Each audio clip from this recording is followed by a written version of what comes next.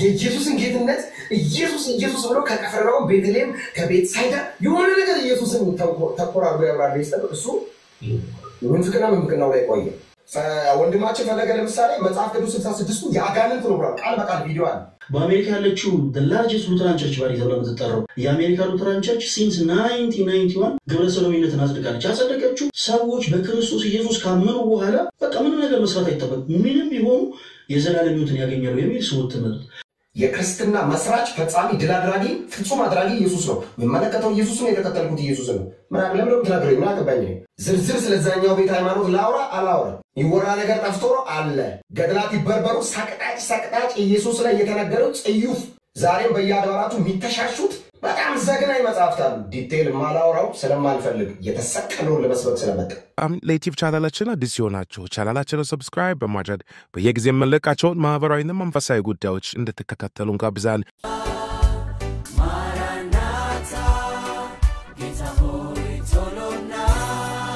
ይሄ በጣም ደስ ብሎኛል እዚህ ያላችሁላችሁም ከጌታ ጸጋና ሰላም ይብዛላችሁ ፈለገዬ ስላየው ደስ ብሎኛል ከረጅም ጊዜ በኋላ ኤርሚ እንደዛው በጣም ነው የምወዳችሁ እኔ ስለ ኢየሱስ ላውራ ነው የመጣሁት ኢየሱስን በጣም ስለምወደው አደገኛ ፍቅር ውስጥ ስላለው ከኢየሱስ ጋር ስለሱ ልንገር መዳን በኢየሱስ ስለሆነ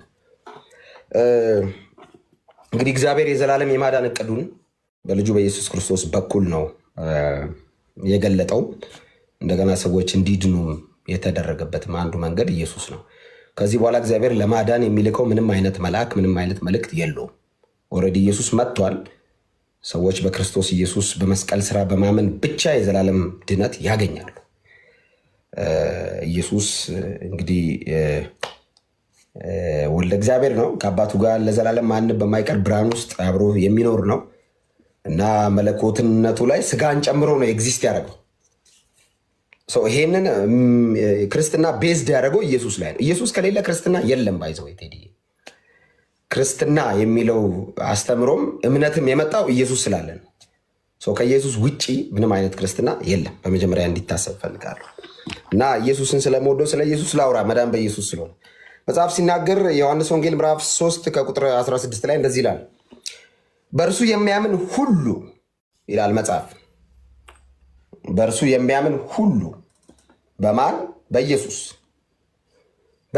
ምን የሚል በኢየሱስ የሚሰራ ለኢየሱስ የሚሰግድ ለኢየሱስ ነው በእርሱ የሚያምን ሁሉ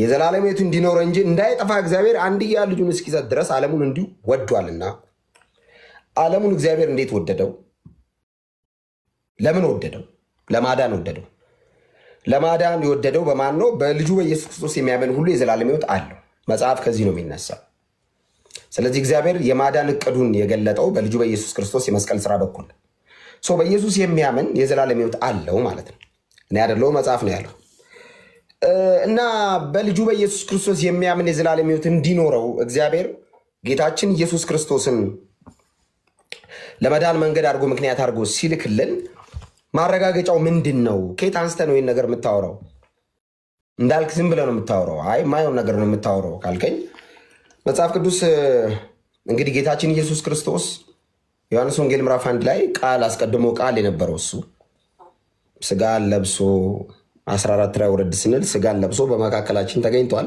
ይህ ስጋ የለበሰው ለእግዚአብሔር ቃል ወይንም ኢየሱስ የመጣበት አንድና አንድ ዓላማ እኛን ለማዳን ነው ስለዚህ እኛን ለማዳን የመጣው ኢየሱስ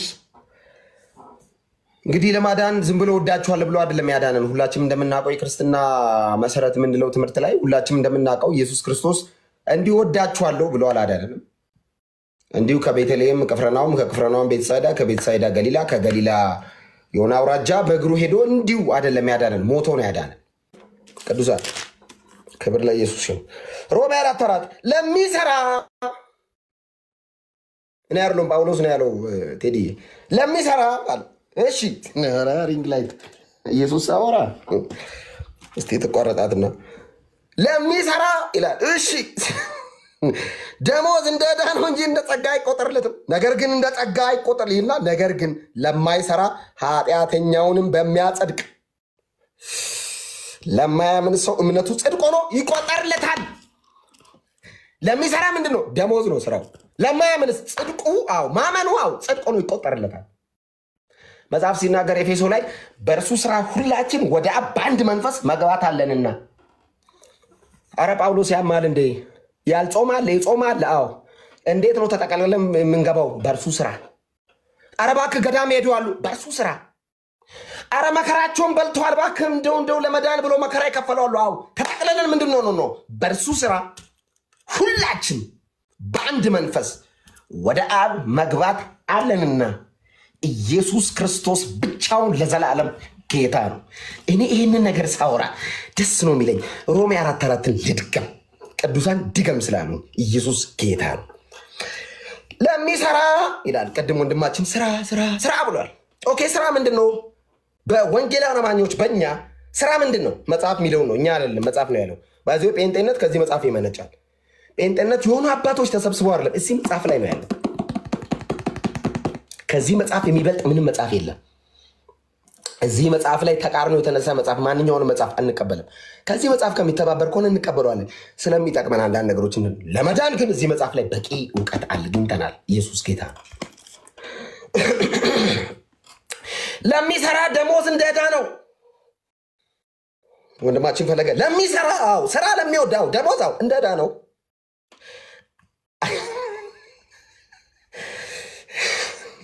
እንጂ እንደ ጸጋ አይቆጠርለትም ስራ ለው ካልክ እንደዳ ይቆጠርላል እንደ ጸጋ አይቆጠርልም ነገር ግን ለማይሰራ ለእንደኔ አይነት ኃጢአተኛ ለመዳን ምንም ላላዋጣ ትላንት በርኩሰት በብዙ ኃጢአት ሲመላለስ የነበረ እንዳልካቸው ዘነበ የሚባል ሰውዬ ኢየሱስ ባይደርስለት ኖሮ አብቅቶለት ነበር ሰውዬ እንዳልክ ለሚባል ኢየሱስ ነው ባይዘው ሰው ያረጋኝ በእውነት እዚህ ውስጥ ካላችሁ ኢየሱስ ባይደርስልኝ ሞቻለሁ የምትሉ ሰዎች አሜን በሉ እኔ ኢየሱስ ደርሶ ነው ሰው ያረጋኝ ክብር ለኢየሱስ ነው እና ነገር ግን ለማይሰራ ኃጢአተኛውንም በሚያጸድቅ ለማያምን ሰው እምነቱ ጽድቅ ሆኖ ይቆጠርለታል ለማያምን እምነቱ ጽድቅ ሆኖ መጽሐፍ ሲናገር ቢላል መሰለ ቴዲ አብርሃም አመነ ጽድቅ ሆኖ ተቆጠረለት ይላል ተጨማሪ ጥቅስ እንዳልካምጣ አንደኛ ጢሞቴዎስ ምዕራፍ 1 ከቁጥር 5 አንደኛ ጢሞቴዎስ ምዕራፍ 1 ከቁጥር 5 ኢየሱስ ጌታ አንደኛ ጢሞቴዎስ ምዕራፍ 1 ከቁጥር 5 እንደዚህ ይላል የትእዛዛት ፍጻሜ ግን ከንጹህ ልብና ከበጎ ሕሊና ግብዝነትም ከሌለበት እምነት የሚወጣ ፍቅር ነው ከምንድነው የሚወጣው ይሄ ስራ ከእምነት ለምንድነው ጴንጤዎች የምትጾሙት ስለዳንን ጴንጤዎች ለምንድነው የምትሰግዱት ስለዳንን ለምንድነው በሳምንት 3 እንዳልክ ቸርች የምትሄደው ካልከኝ ለምሳሌ እኛ ቸርች ፕሮግራም አለ በዛ አጋጣሚ ይቅርታ እሁድ ፕሮግራም አለ ሰኞ አለ ሮብ አለ ሮብ የብርሃን ደብዳቤ አለ ሰኞ ከ10 ሰዓት ተኩል ጀምሮ መንፈስ ቅዱስ ባቀበለን ርዕስ እንማራለን ረጅም ሰዓት ጸሎት አለ እሁድ መደበኛ ቤተሰብ ፕሮግራም አለ ቅዳሜ ወጣቶች ፕሮግራም አለ ከ11 ሰዓት ተኩል ጀምሮ እና በሳምንት 4 ምን ሆነ እንዳልክ ቸርች የምትሄደው ስለዳንኩ ለምንድነው የምትዘምረው ስለዳንኩ ለምንድነው የምትለው ኢየሱስ የምትለው ለምንድነው የምትዘምረው ስለዳንኩ ገብቶኝ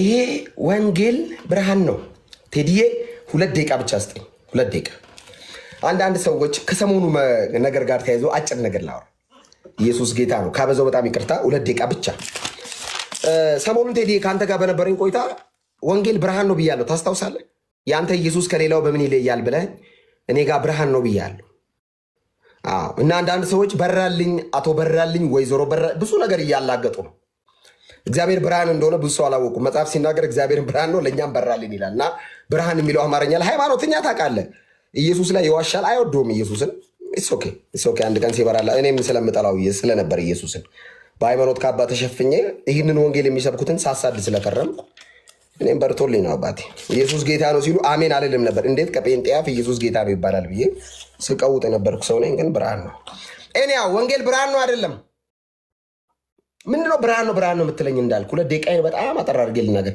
ምንድነው ብርሃን ነው አስሬ ብርሃን ትላለህ ብርሃን ያማል እንዴ ሚሉ ሰዎች አሉ ማቴዎስ 16 ከቁጥር 16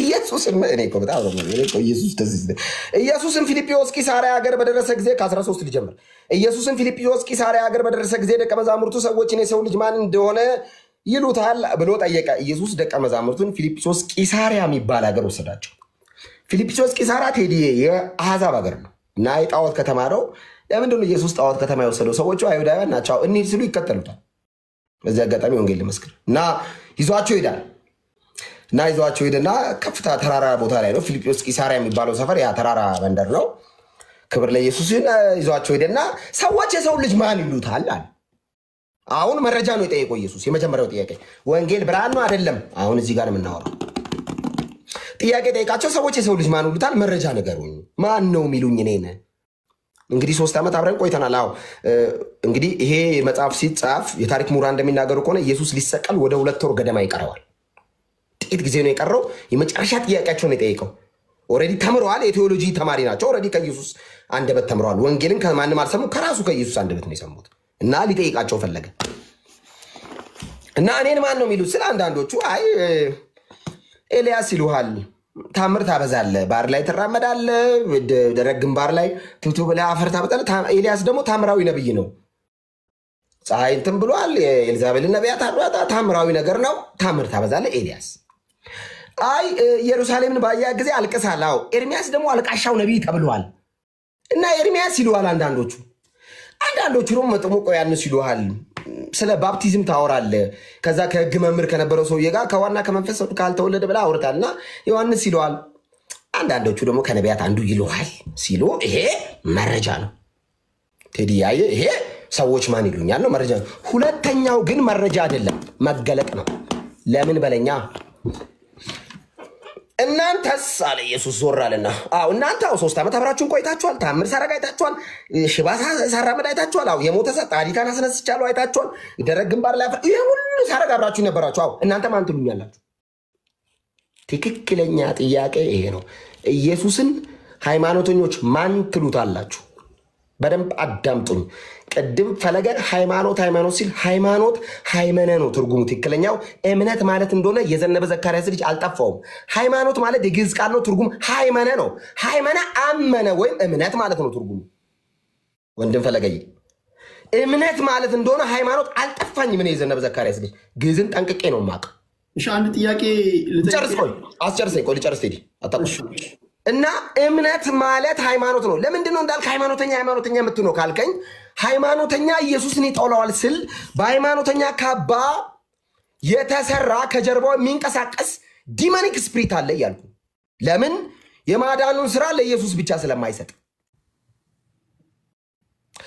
ዲሞኒክ ስፒሪት አለ ከሃይማኖት ጀርባ ለምን ኢየሱስ ብቻ ያድናል ስለማይል ሃይማኖት እንትናም ታድናለች ስለሚል ለዛ ነው ሃይማኖት ኢየሱስን አይወደውም ብለው ከሃይማኖት ጀርባ የሚንቀሳቀስ ዲሞኒክ ስፒሪት ኢየሱስ ላይ የሚዋሽ ኢየሱስ ብቻውን አያድንም እንትናም ተጨምሮ ያድናል የሚል ኢየሱስ ማንነት ላይ የሚነሳ ፋላሲ ከሃይማኖቱ ዓለም ስለሚነሳ የኢየሱስ ስጋና ደም አይደለም የሚቆረሰው የእገሊት ነው ስለሚል የሃይማኖትን ስፒሪት ለዛ ነው ዲሞኒክ ምለው እንጂ ሃይማኖት ሃይመነ ወይም እምነት እንደሆነ ጠፍቶን አይደለም እናውቀዋለን ግዕዙ ኦኬ ተሸውደን አይደለም ኢየሱስ ቆይ ልጨርስ ኢየሱስ እናንተ ማን ትሉኛላችሁ ካለ በኋላ ጴጥሮስ ብድግ ብሎ የቀደሙ ሰዎችን ወሬ አይደለም የነገረው እናንተስ እኔን ማን እንደሆን ትሉኛላችሁ አላቸው ስምዖን ጴጥሮስን መልሶ አንተ ክርስቶስ የሕያው የእግዚአብሔር ልጅ ነህ አለ ኢየሱስ መልሶ እንዲህ አለው መረጃ ሰብስብ አይደለም ይሄን ነገርከው ቴዎሎጂ ተምራ አይደለም ይሄን ያወራልኝ የሆነ ነገር ብላ አይደለም ያወራልኝ ያው አባቴ ነው የነገረ ምን አለው መሰለ ኢየሱስ ጴጥሮስን ካለው ባላ በሰማይ ያለው እርሱ ገለጠልህ እንጂ አው ይሄንን ኢየሱስ የእግዚአብሔር ልጅ ነው የሚለው ነው ተምራ አላወቅም አጥንታ አላወቅም you are not theologians በጣም የቆየህ የቤተ እምነት ሰው አይደለም እንዲው አልመለስክልኝም አው ብርሃን ነው ይበራል ስለዚህ ኢየሱስ የእግዚአብሔር ልጅ ክርስቶስ ነው ለማለት ብርሃን ያስፈልጋል ማለት ነው ተባረክ ኦኬ በዚህ አጋጣሚ 3500 ሰዎች አላችሁ አንድ የወዳጄን ጋዜጠኛ ኤልያስ መሰረትን ሚዲያ በዚህ አጋጣሚ ላስተዋውቅ ንገርልኝ ስላለ መሰረት ሚዲያ እንደምታውቁት በአገራችን ሚዛናዊ የሆኑ መረጃዎችን የሚያቀርብ ሰው ነው ለሪፖርተሮች ለኤዲተሮች ለብዙ ሚዲያ ሰዎች ይከፍል ነበር ከኪሱ እያወጣ በተለይ ከሀገር ውጭ ያላችሁ ዲያስፖራዎች ሚዛናዊ የሆኑ መረጃዎችን እንታደርጉ ሲጥር ነበር። አሁንም እየሰራ ያለ ነው። እኔ ቴሌግራም ላይ ፖስት አድርጌ ያለው ሊንኩን ፒን አድርጌዋለሁ። ገብታችሁ ሰብስክራይብ አድርጉ። መሰረት ሚዲያ በአይነትም በይዘትም ለየት ያለ የመረጃ ምንጭ ይዞ መጥቷልና ቴዲ ሐዋሳ ብላችሁ ስልኮቻችሁን አውጥታችሁ የቴሌግራም ቤተሰብ ሁኑ። በዚያውም ፒን የተደረገውን የመሰረት ሚዲያን ሰብስክራይብ አድርጉ ፕሊዝ። ኤልያስ መበረታታት ያለበት ነው። እሺ የመጨረሻ አንድ ጥያቄ ላቅርብላችሁና እንሰነባበትና በሚቀጥለው ደግሞ ማነሳቸው ጥያቄዎች ይኖራሉ። ጊዜ ሲኖር አንድ ጥያቄ ከዛ እንሰነባበታለን። ጥያቄ ምንድነው? ኤርሚም ስላላወራ ለሱ ምድል ጋይዝ እኔ ጋር ያላችሁ ኮፒ ሊንክ አድርጉ ፕሊዝ። ኮፒ ሊንኩን አንዴ 10 ሺህ ያስገቡ። እኔ ጋር ያላችሁ ሰዎች ኮፒ ሊንኩን አፍጥኑት። ተባረኩ። ኤርሚ ይቀጥል። ኤርሚ ያውራ። ቴዲ ኦኬ። ወአይ ወደ ለአንተ አንድ ጥያቄ ልጠይቅህ። ምናልባት ዘግየት ብላችሁ ለመጣችሁ ሰዎች ይሄ ወንድሞቼ ናቸው። የኦርቶዶክስ እምነት ተከታዮችና የፕሮቴስታንት እምነት ተከታይ ነው እንዳልክ ፈለገና ኤርሚ የኦርቶዶክስ እምነት ተከታይ ናቸው። አሁን እኔ ፖለቲካ ላቆም ስለሆነ የዓለም ነገር በቃኝ፣ ወደ ዘላለማዊ ህይወት መምጣት ፈልጋለሁ። እናንተ የምታምኑትን እናንተ አምናችሁ የተከተላችሁትን ወንጌል ስበኩኝና ከዘላለም ሞት ወደ ዘላለም ህይወት ልምጣ ነው ጥያቄ እና እያስረዱኝ ነው ወንድሞቼና ያመኑትን እየነገሩኝ ነው። እንደማንኛውም ሰው ጥያቄ አለኝ፣ ጥያቄውን ጠይቃለሁ ማለት ነው። የገባሁት በፕሮግራም ነበር፣ ለሌላ ፕሮግራም ነበር። እግረ መንገዴን ኤርሚ ስለመጣ ያው እግዚአብሔር ወደዚህ ወስዶ ሊሆን ይችላል። ስለዚህ እግዚአብሔር የተመሰገነ ይሁን። አይዶን ማንን አድምጣችሁ ምን እንደምታገኙ ፍርዱ ለእናንተ ልተው። እኔ አድማጭ ተመልካቾችን በጣም ነው ማከብረው እውነት ለመናገር ቢኮዝ ይመረምራሉ፣ ያውቃሉ፣ ይመዝናሉ። ማን ምንድነው የሚናገረው፣ ማን እንዴት ነው የሚናገረው የሚለውን እንግዲህ ለአድማጭ ተመልካቾች እንተውና እንዳልክ አንተን አንድ ጥያቄ ልጠይቅ። ስለዚህ አሁን ፈለገ ኢየሱስ ክርስቶስን መቀበል የመጀመሪያው ነገር ነው። ከተቀበልክ በኋላ ግን ስራ አለ ብሎኛል። ቺዝ ተቀብያለሁ ብለህ ዝም ብለህ ከዚህ ቀደሙ ህይወት አትመላለስም። ስራ ይጠበቅብሃል። አንተ ደግሞ ያለ ምንም ስራ ነው ኢየሱስ ክርስቶስን ስራ አይጠይቅም ብለሃል። አንድ ሰው ኢየሱስ ክርስቶስን እንደ ግል አዳኙ አድርጎ ከተቀበለ አውቶማቲካሊ ወደ ዘላለም ህይወት ይገባል ማለት ነው። ስራ አይጠበቅበትም። እስኪ አስረዳ። አዎ መጽሐፍ ሲናገር ለሚያምኑት በስሙ ለሚያምኑት ለተቀበሉት ሁሉ ግን ነው የሚለው መጽሐፍ። ለተቀበሉት ሁሉ የእግዚአብሔር ልጆች የሆኑ ዘንድ ልጅነት ስልጣን ተሰጣቸው ስለሚል እኔ አሁን እማምነውን የቤተ እምነት እኔ በፕሮቴስታንት ቤተ እምነት የሚታመነውን አንድ ነገር ልንገርህ። ያመነ ሰው ስራ መስራት አለበት። ሲጀመር የኢየሱስ ተከታይ ሆነ ክለብ ምን ትሰራለህ? ሲጀመር የኢየሱስ ተከታይ ሆነ ውሸት ሰፈር ምን ትሰራለህ? ሲጀመር የኢየሱስ ተከታይ ሆነ ርኩሰት ሰፈር ምን ትሰራለህ? ስራ ይጠበቅባል። ስራ የምትሰራው ግን ለመዳን አይደለም፣ ስለ ዳንክ። ኢየሱስን የሚከተል ሰው ኢየሱስ ያደረገውን ማድረግ አለበት። የኢየሱስ ፉት አለ፣ የተራመደበት መንገድ አለ። የጽድቅ ህይወት፣ የቅድስና ህይወት፣ ኃጢአተኝነትና እሺ ላንብብልህ ዕብራውያን ምዕራፍ 12 ቴዲ ላንብብ። ኢየሱስን እንድናይ መጽሐፍ ስለሚያዝ ኢየሱስን እንድናይ ዕብራውያን ምዕራፍ 12 ኢየሱስ ጌታ ነው። ምዕራፍ 3 በነፍሳችሁ ዝላችሁ እንዳትደክሙ አለ ጳውሎስ ዕብራውያን ተደራሲ። በነፍሳችሁ ዝላችሁ እንዳትደክሙ ከኃጢአተኞች በደረሰበት እንዲህ ባለ መቃወም የጸናውን። አየህ አሁን እኛ የኢየሱስ ተከታይ ነን። ስለዚህ የኢየሱስ ተከታይ ሆነን በኃጢአት ሰፈር ላይ ኃጢአትን እምቢ ብለን ጸንተን መኖር ነው ትልቁ ከክርስቲያን የሚጠበቀው ስራ። ዳታ ታበላላችሁ ወይ? ኦፍኮርስ። ለምንድነው ዳታ ስታብሉ አገር እያዝልኝ ማትሉት? የግብዝ ዳታ ምገባ ፕሮግራም ስለሌለው ጴንጤ። ለምንድነው የተቸገረ ስትረዱ ማታሳዩን? የግብዝ እርዳታ ፕሮግራም ጴንጤ ስለሌለው።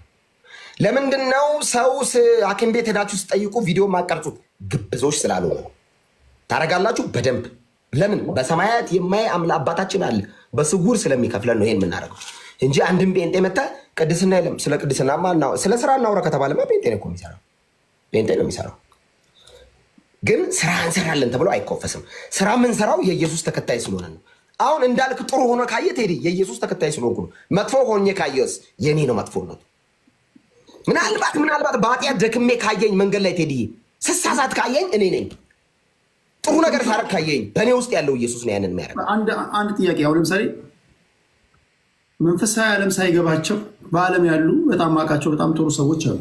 ቴዲሻ ይቅርታ እንደ ሐሳብ ጥያቄን ጨርስና ከዛ በኋላ እኛ እያንዳንዳችን ለተነጋገርነው ንግግር አንዳችንን ጥያቄ መጠየቅ ያለብን ይመስለኛል። ምክንያቱም እንዳልክ የነገረን የነገርኩን ኤርሚ የነገረህን ነገር ትክክለኛነቱን ልታረጋግጥ የምችለው በጥያቄና መልስ ነው። ለምሳሌ አሁን እኔ እዚሁ ቁጭ ብዬ የቋንቋ ስህተት ለምሳሌ አግኝቻለሁ። ትክክለኛነቱ ከዚህ ነው የሚረጋገጠው፣ በጥያቄና መልስ አይደለም። ፈለገኝ እዚህ ላይ ነው ትክክለኛነቱ። ሐሳቤ ልጨርስ ፕሊዝ።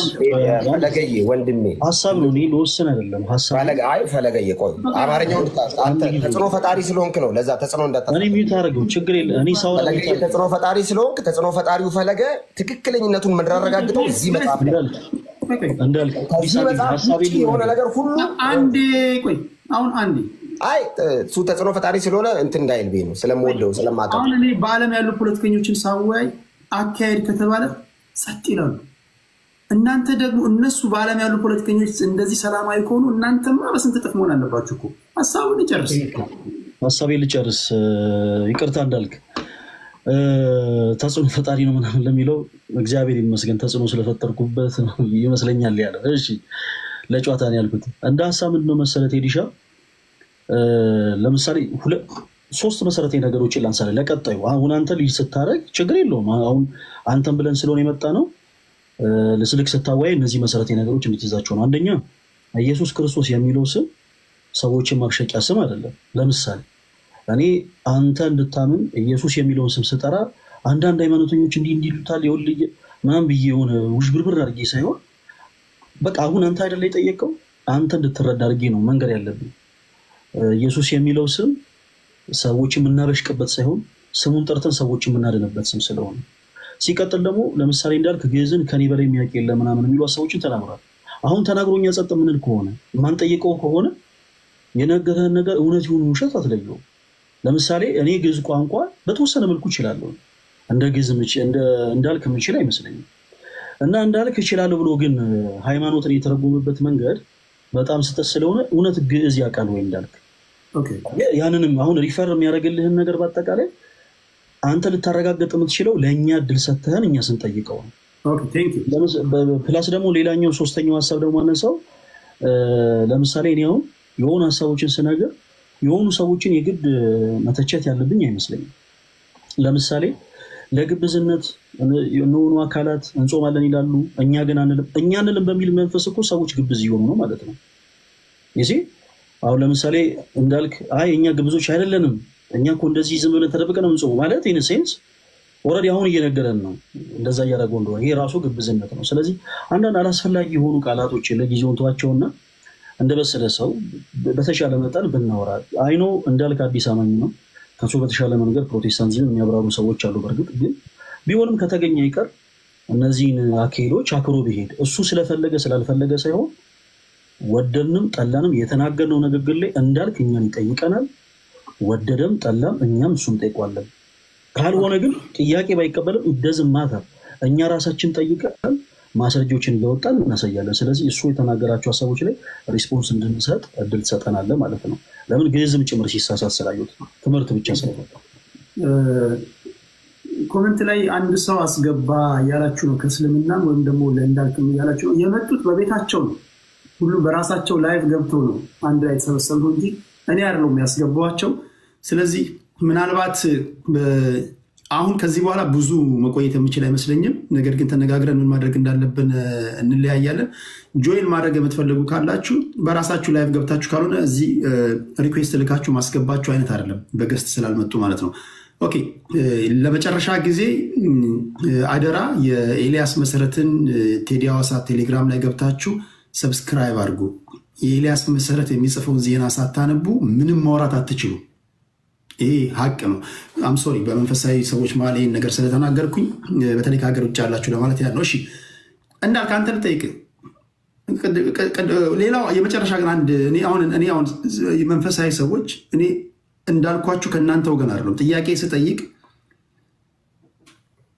አንደኛው በማጥላላት አይደለም። አሁን አንደኛውን ካጥላላህልኝ ወንጌል አይደለም እዚህ ጋር እኔ አይደለም እኔ የምጠይቀውን ጥያቄ ሰምተው ለመስማት የሚጓጉ ሰዎች አሉ። ከኛ የተሻሉ የእግዚአብሔር ሰዎች አሉ፣ ዓለም ውስጥ ያሉ ሰዎች አሉ፣ ግራ ይገባቸው አሉ፣ የሚሄዱበትን መንገድ የመረጡ አሉና በተቻለ መጠን ቱ ዘ ፖይንት ዘንድ አድማጮቻችን ከኛ የተሻለ ንቃተ ህሊና ስላላቸው እነሱ ይፈርዳሉ።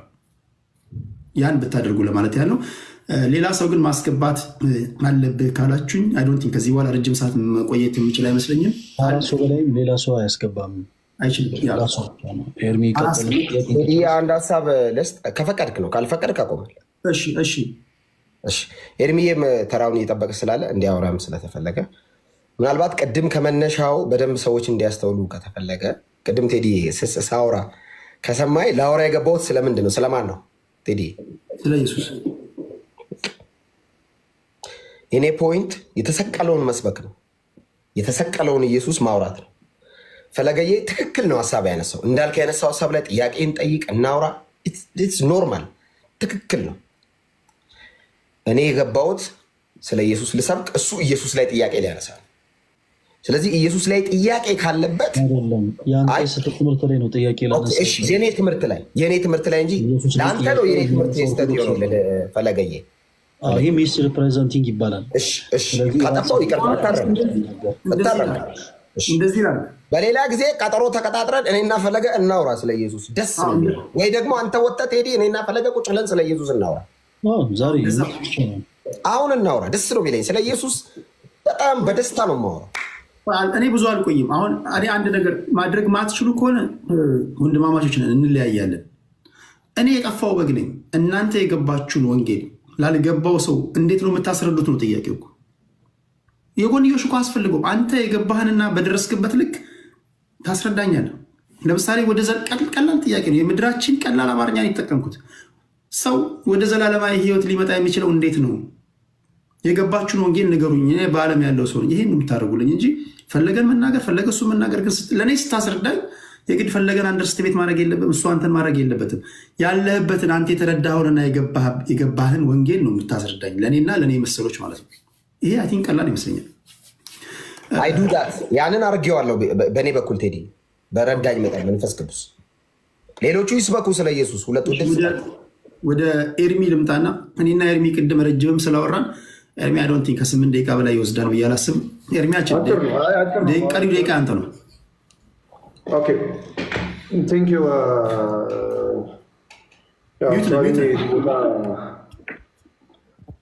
አልሰማ ለኔ ትሰማለህ? እሺ ቴዲ አልሰማ ሚዩት አድርገኸኝ ከሆነ ሜቢ ንገሩኝ። ለኔ አይሰማኝም።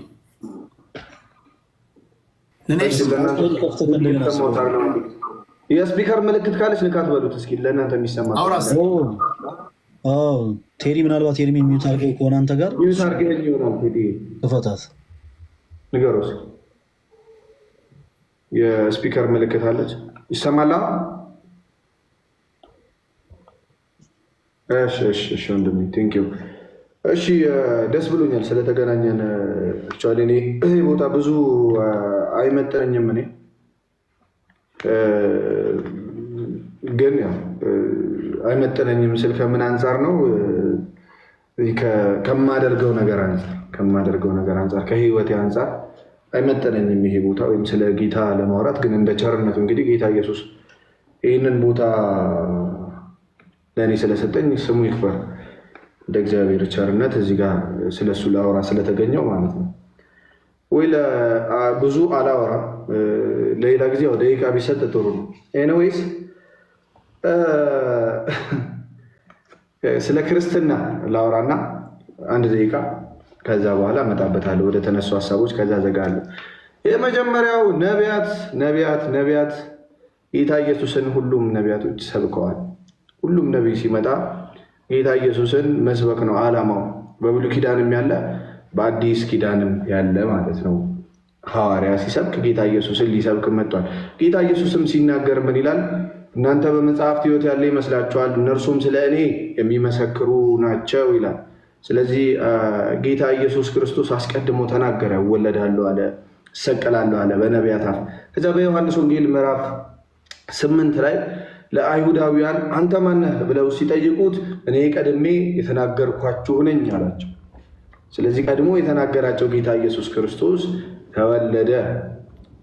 ተወለደ፣ አዳነን። ይሄኛው እዚህ ባሉ ወንድሞቼ ያው ይታመናል ብዬ ስለማስብ ቀጠል አድርጌ ግን ይህ ጌታ ኢየሱስ ክርስቶስን ማመን የዘላለም ሕይወት ያሰጣል። ግን ደግሞ ምን ብሎ ማመን የዘላለም ሕይወት ያሰጣል? ችግሩ ወይም ክርስትና የሚባል ነገር አለ፣ ምንፍቅና የሚባል ነገር አለ። በሁለት ይከፈላል። ክርስቲያንን የሚሉ አካላት አሉ፣ ደግሞ ክርስቲያን የሆኑ ደግሞ አካላት አሉ። ክርስትና ማለት ምን ማለት ነው? ጌታ ኢየሱስ ክርስቶስን በሙሉ ኃይል መውደድና ባይብል እንዴት ሰዎች እንዴት ባይብልን አንብበው መናፍቅ ሊሆኑ ይችላሉ ወደሚለው ማለት ነው። ለምሳሌ የሐዋርያት ሥራ ምዕራፍ 2 ከቁጥር 21 ላይ የጌታን ስም የሚጠራ ሁሉ ይድናል ይላል። ምን ይላል? የጌታን ስም የሚጠራ ሁሉ ይድናል ይላል። የማቴዎስ ወንጌል ምዕራፍ 7 ከቁጥር 21 ላይ በሰማያት ያለው የአባቴን ፈቃድ የሚያደርግ እንጂ ጌታ ሆይ ጌታ ሆይ የሚለኝ ያ መንግስተ ሰማያትን የሚወርስ አይደለም ይላል። ከሁለቱ አንዱን መርጬ ከወሰድኩ ስሜ መናፍቅ ይባላል። ስሜ ማን ይባላል? መናፍቅ። ከሁለቱ አንዱ የሚመቸኝን ከወሰድኩኝ። ኤፌሶን 2:9 ማንም እንዳይመካ ከሥራ አይደለም ይላል። ምን ይላል? ጸጋው በምን አድኖናል ይላል? በእምነት።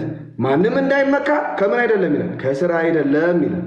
ወይም ያዕቆብ መልእክት ምዕራፍ 2 ከቁጥር 24 ላይ ሰው በእምነት ብቻ ሳይሆን በሥራ እንዲጸድቅ ምን እንዲጸድቅ ታያላችሁ ይላል። ከሁለቱ አንዱን መርጬ ከወሰድኩ ስሜ ማን ይባላል? መናፍቅ። መናፍቅ እባላለሁ። የሮሜ መጽሐፍ ላይ ምዕራፍ 3 ከቁጥር 28 ላይ ሰው ያለ ሕግ ሥራ በእምነት እንዲጸድቅ እንቆጥራለንና ይላል። ሰው ያለምን ያለ ሕግ ሥራ በእምነት እንዲጸድቅ እንቆጥራለን። ሮሜ 2:10 ላይ በእግዚአብሔር ፊት ሕግን የሚያደርጉ ይጸድቃሉ እንጂ ሕግን የሚሰሙ አይደሉምና ይላል። ከሁለቱ አንዱን መርጬ ካመንኩ ማን እባላለሁ? መናፍቅ እባላለሁ። ስለዚህ ምንፍቅና የሚመጣው ለገዛ ለአእምሮ ሐሳብ የኔን ዲኖሚኔሽን የሆኑ አባቶች ወይም የሆኑ ሰዎች የሆነ ሰዓት ክሬት ያደረጉትን ነገር ለማመቻቸት ስል አንድን ጥቅስ ተደግፌ ሌላውን ጥቅስ የማጥላላ ከሆንኩኝ ማነው ስሜ? መናፍቅ። መናፍቅ እባላለሁ። ወይም ስለዚህ እምነት ያደናል ከሚለው ሐሳብ እነሳለሁ። ቅድም ወንድማችን ካነሳው ሐሳብ ላይ ሪፍሌክት አድርግ። ለምሳሌ ዋን ሴቭድ ኦልዌይስ ሴቭድ ብሎ ተናግሯል። አንድ ጊዜ ካመንክ ድህነት አይጠፋም የሚለውን ሐሳብ እኛ ፕሮቴስታንቶች አንልም ሲባል ነበረ ይላል ጆን ካልቪን የሚባል ሪፎርመር፣ የፕሮቴስታንት ታላቅ ሪፎርመር። እዚህ ቲክቶክ ላይም ብዙ የሚከተሉ ሰዎች አሉ። ባይዘው ይሄ ስለ ፕሮቴስታንትን ካለማወቅ ነው። ጆን ካልቪን የሚባል ሪፎርመር ዋን ሴቭድ ኦልዌይስ ሴቭድ፣ አንድ ሰው ትሩሊ እግዚአብሔርን ካመነና ከተመረጠ ያ ምርጫ ወይም ያን ድህነት አያጣው ተብሎ በተወሰኑ የፕሮቴስታንት ግሩፖች ይታመናል። አክቹዋሊ በፕሮቴስታንት ውስጥ አንድ እምነት የለም። መካነ ኢየሱስ ጥምቀት ያድናል ይላል። አማኑኤል ጥምቀት ለመመስከር ነው ይላል። መካነ ኢየሱስ ጌታ ስጋ እውነተኛ ስጋ ደም ነው ይላል። ወደዛ ስንሄድ ደግሞ አይደለም፣ እንደዚህ አይደለም፣ እንደዚህ አይነት ነገሮች አሉ። ሁለተኛው የሆኑ አባቶች የሆነ ሰዓት የመሰረቱት ነገር አይደለም። እውነት ነው። ግን መጽሐፍ ቅዱስስ ምንድን ነው ስንል የሆኑ አባቶች የሆነ ሰዓት ላይ በቤተ ክርስቲያን ውስጥ ያሉ አባቶች በጉባኤ መጽሐፍ ቅዱስ ይሄ ነው ብለው ከተለያዩ ቤተክርስቲያኖች ያጸደቁት ነገር ነው። ባይዘው መጽሐፍ ቅዱስ በራሱ አሁን የተያዘው መጽሐፍ ቅዱስ ማለት ነው። ይሄ ክርስትና መጣጡ መጽሐፍ ቅዱስ የተያዘው ነገር ከየት እንደመጣ ካለማወቅ የሚመነጭ ነው። ወደ ሐሳቤ ልምጣና ኢየሱስን ማመን የዘላለም ሕይወት ያሰጣል። ኢየሱስን ማመን ድህነት ያሰጣል። እንዴት ከተባለ የኢየሱስን ቃል በኃይል በሙሉ ኢየሱስን በመውደድ ማመን የዘላለም ሕይወት ያሰጣል። ግን የምናምነው ምንድን ነው? ኢየሱስን ስናምን እንዴት ነው የምናምነው? ጌታ ኢየሱስ ክርስቶስ ራሱን እንዳስተማረው ያን ትምህርት የት እናገኘዋለን ሲባል በይሁዳ መልእክት ምዕራፍ 1 ከቁጥር 3 ላይ ወዳጆች ሆይ ስለምንካፈለው ስለ መዳናችን ልጽፍላችሁ ተግቼ ሳለው ለቅዱሳን አንድ ጊዜ ፈጽሞ ስለተሰጠ ሃይማኖት እንድትጋደሉ እየመከርኳችሁ እጽፍላችሁ ዘንድ ግድ ሆነብኝ። ምንድነው ሃይማኖት? አሁን ሃይማኖትን የተወሰደበት መንገድ አለ። ያ ቅድም እንዳልክ የሚለው ከሆነ እርሱ ሃይማኖት አይደለም። ባይዘው ኢየሱስን የሚያፋፋ ኢየሱስን የሚገፋ ከሆነ እሱ ስሙ ሃይማኖት አይደለም፣ ሌላ ስም ሊሰጠው ይገባል። እንጂ ጌታ የተጠቀመውን ሃይማኖት የሚለው ስም ሐዋርያት የተጠቀሙትን ሃይማኖት የሚለውን ስም ተጠቅሞ ሃይማኖት እንደዚህ ነው ከተባለ ይሄ አደገኛ ነው። ስለዚህ ምንድነው ስለ ሃይማኖት ልጽፍላችሁ እንድትጋደሉ እየመከርኳችሁ ጽፍላችሁ ዘንድ ምን ሆነብኝ ይላል። እንዲሁ ውዴታ አይደል ግድ ሆነብኝ። ስለዚህ ግድ ሆኖበታል ይሁዳ መንፈስ ቅዱስ ነው ይሄ ነገር። ሃይማኖት ማለት ምን ማለት ነው ሲባል ደግሞ አንድ ጊዜ ለሐዋርያት የተሰጠች እምነት አለች። አንድ ጊዜ ለሰዎች ሁሉ እንዲድኑበት የተሰጠ እምነት፣ በዛ እምነት ማመን ሃይማኖት ይባላል። ሌላ ትርጉም የለውም ማለት ነው። ሃይማኖት ማለት ይሄ ነው ወይ? ስለዚህ በክርስቶስ ማመን በራሱ ሃይማኖት ነው። በክርስቶስ ግን በምድር ነው የምታምነው፣ በትምህርቱ ነው የምታምነው እንጂ መርጬ አንድ ጥቅስ አምኜ ሌላዋን አክፋፋለሁ ካል ታዲስ ምን ፍቅና ወይ? ክርስቶስን እንዴት እናምናለን? ለምሳሌ ክርስቶስ በምድር ላይ ሳለ በማርቆስ 16:16 ላይ ያመነ የተጠመቀም ይድናል ይላል። እንግሊዘኛው ኤንድ ነው የሚለው። ምን የምትለው ቃል ኤንድ ነው የምታመለክተው። ያመነና የተጠመቀ ይድናል እየተባለ ያው አምኜ ከዛ በኋላ ጥምቀት ግን የምፈጽመው ለምልክት ነው ለማረጋገጫ ነው ካለ ዲሲዝ መናፍቅ ብሮ መናፍቅ ብለን መጥራት እንችላለን። እሱ ለምን ያመነ እና የተጠመቀ ይላል ቃሉ። ስለዚህ እምነት ብቻ ሲባል ሰምተናል ቀደም። ከየት መጣ? የለም ባይብል ሙሉ ባይብል ቢታሰስ እምነት ብቻ የሚል ቃል አንድ ቦታ እናገኛለን። እሱም ሰው በእምነት ብቻ ሳይሆን በስራ እንዲጸድቅ ታያላችሁ የሚለው ያዕቆብ መልእክት ላይ ነው እምነት ብቻ የሚለውን ቃል የምናገኘው እንጂ የለም። ይሄ እምነት ብቻ የሚለው ቃል የመጣው መጽሐፍ ቅዱስ ተጽፎ ሐዋርያት ሰብኩ ከብዙ ሺህ ዓመት በኋላ ከካቶሊክ ቤተክርስቲያን በወጣ ማርቲን ሉተር በሚባል ሰውዬ ያ ፌዝ አለው እምነት ብቻ ብሎ የመሰረቱ ከአምስቱ ሶላዎች አንዱ ነው። መጽሐፍ ቅዱስ ላይ ግን የለም። ወይ ቅዱስ ጳውሎስ ስለ ጥምቀት ሮሜ 6:3 ላይ ጥምቀት ከክርስቶስ ኢየሱስ ጋር አንድ የምንሆንበት ነው፣ ከሞቱ ጋር ደግሞ አንድ የምንሆንበት ነው ብሎ አስተምሮ ኢየሱስን ማመን ነው የሚያድነው። አይ ጥምቀት አያድንም፣ ከኢየሱስ ጋር አንድ አትሆንም ካልክ መናፍቅ ኢየሱስን አምናለሁ ይላል፣ ግን ኢየሱስን አያምንም ማለት ነው። ኢየሱስን የምናምነው እኛ በተግባር ነው፣ ከተናገረው ከትምህርት አንጻር ነው የምናምነው።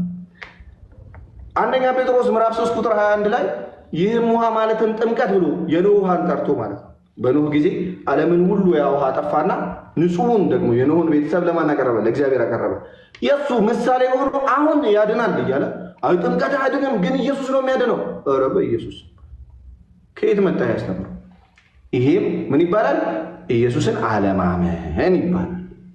የሐዋርያት ሥራ ምዕራፍ 2 ከቁጥር 38 ላይ ንስሐ ግቡ ኃጢአታችሁ የሚሰረይ ዘንድ እያንዳንዳችሁ በኢየሱስ ክርስቶስ ስም ተጠመቁ ይላል።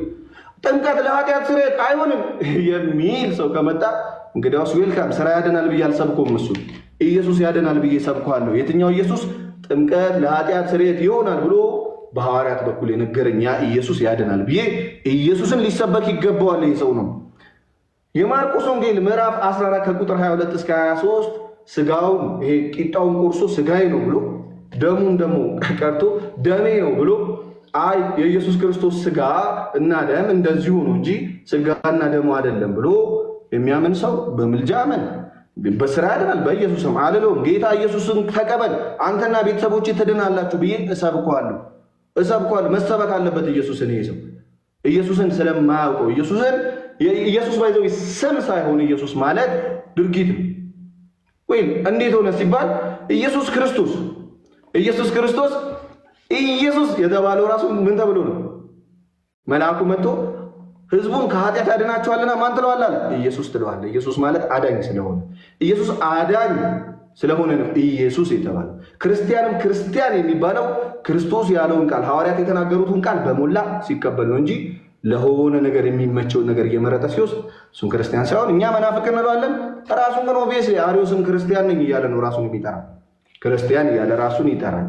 በዮሐንስ ወንጌል ምዕራፍ 6 ከቁጥር 56 ላይ ስጋዬን የሚበላ ደሜንም የሚጠጣ የዘላለም ሕይወት አለው ብሎ አይ ስጋና ደሙ እኮ አይደለም ኢየሱስ ነው የሚያድነው እንጂ ስጋ መብላት ሕይወትን እንዴት ስጋ መብላት ደም መጠጣት እንዴት የዘላለም ሕይወት ያሰጣል? አያሰጥም እሱ ካለኝ ይሄንንም ምን እለዋለሁ? ጌታ ኢየሱስ ክርስቶስን ተቀበል አንተና ቤተሰቦችህ ትድናላችሁ ብዬ ወንጌልን መሰከርለታለሁ። ስለዚህ ለነዚህ ሰዎች ሲጀመር ወንጌል ነው የሚያስፈልጋቸው፣ ኢየሱስ ነው የሚያስፈልጋቸው እንጂ ስራ አይደለም።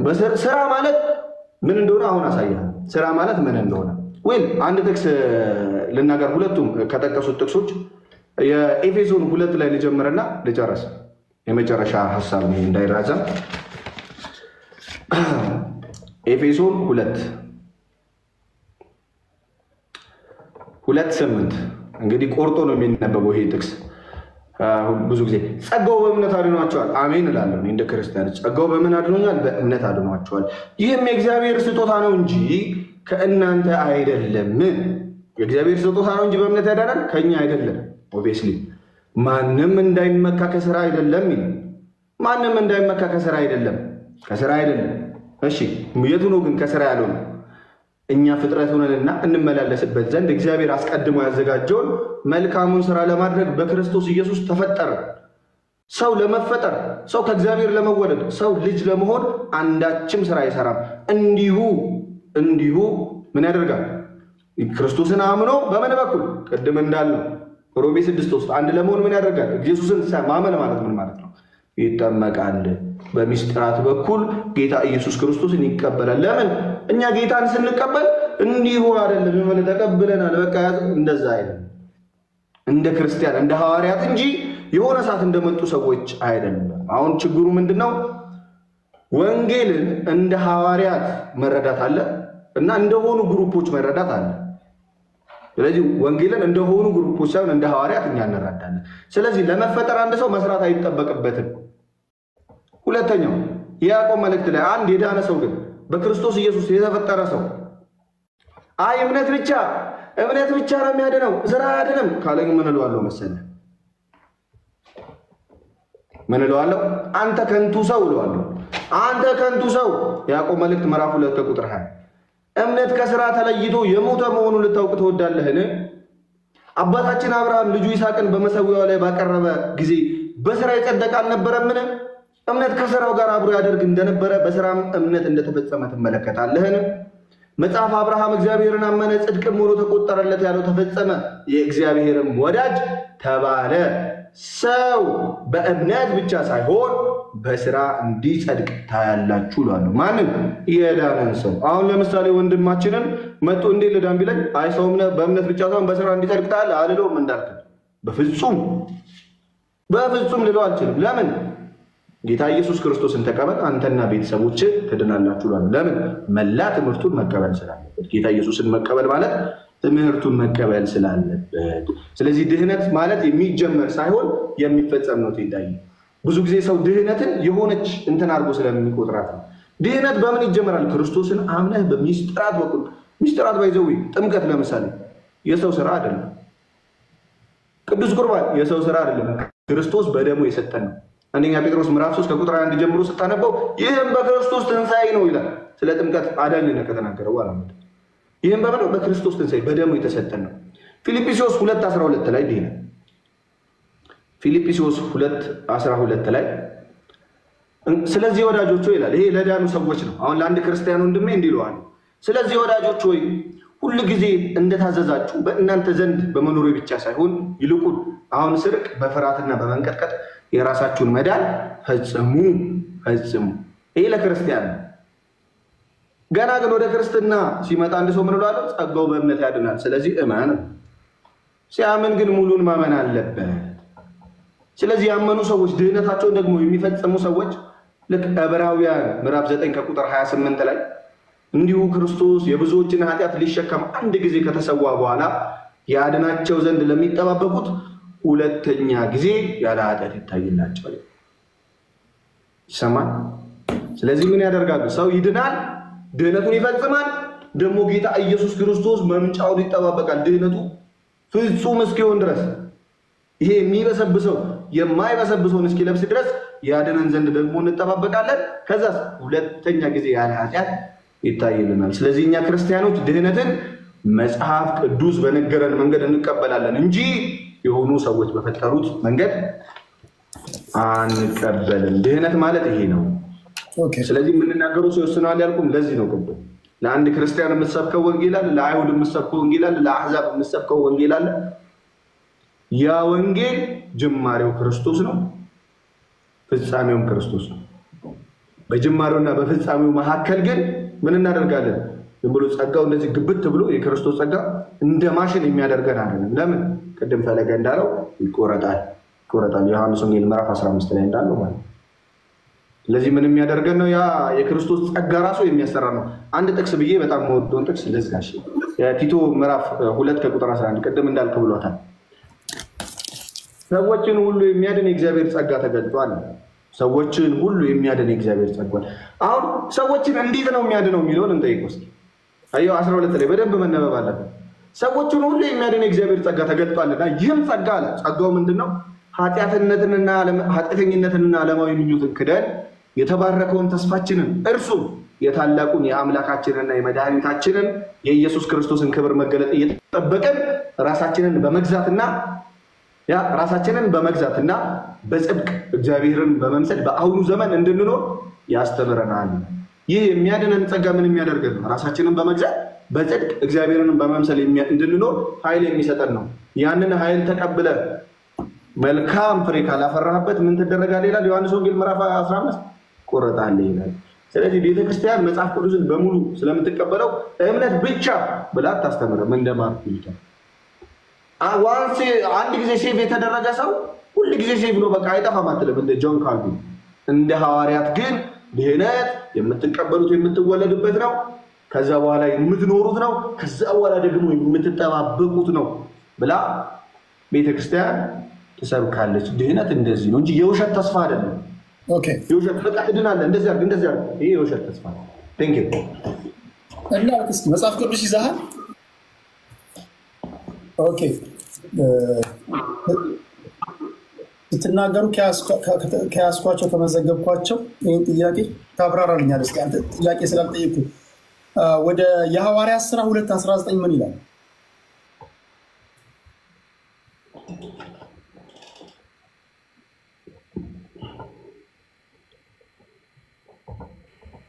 የሐዋርያት ሥራ ምዕራፍ 2 ከቁጥር 19 ነው። ዋው የሐዋርያት ሥራ 2:19 ነው። ድንቆችም በላይ በሰማይ ምልክቶችን በታች በምድር እሰጣለሁ፣ ደምም እሳትም የጢስ ጭጋግም ይሆናል። ታላቅም የሆነ የተሰማም የጌታ ቀን ሳይመጣ ፀሐይ ወደ ጨለማ ጨረቃም ወደ ደም ይለዋወጣሉ። የጌታን ስም የሚጠራም ሁሉ ይድናል። ኦኬ እሱን ድገምልኝ። የጌታን ስም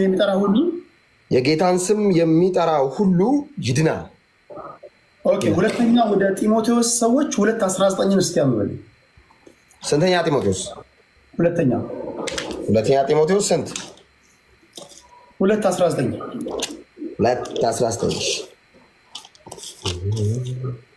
እሺ ሁለተኛ ጢሞቴዎስ ምዕራፍ 2 ቁጥር 19 ጌታ ለእርሱ የሆኑትን ያውቃል፣ ደግሞም የጌታን ስም የሚጠራ ሁሉ ከአመፃ ይራቅ የሚለው ማተም ያለበት የተደላደለ የእግዚአብሔር መሰረት ቆሟል።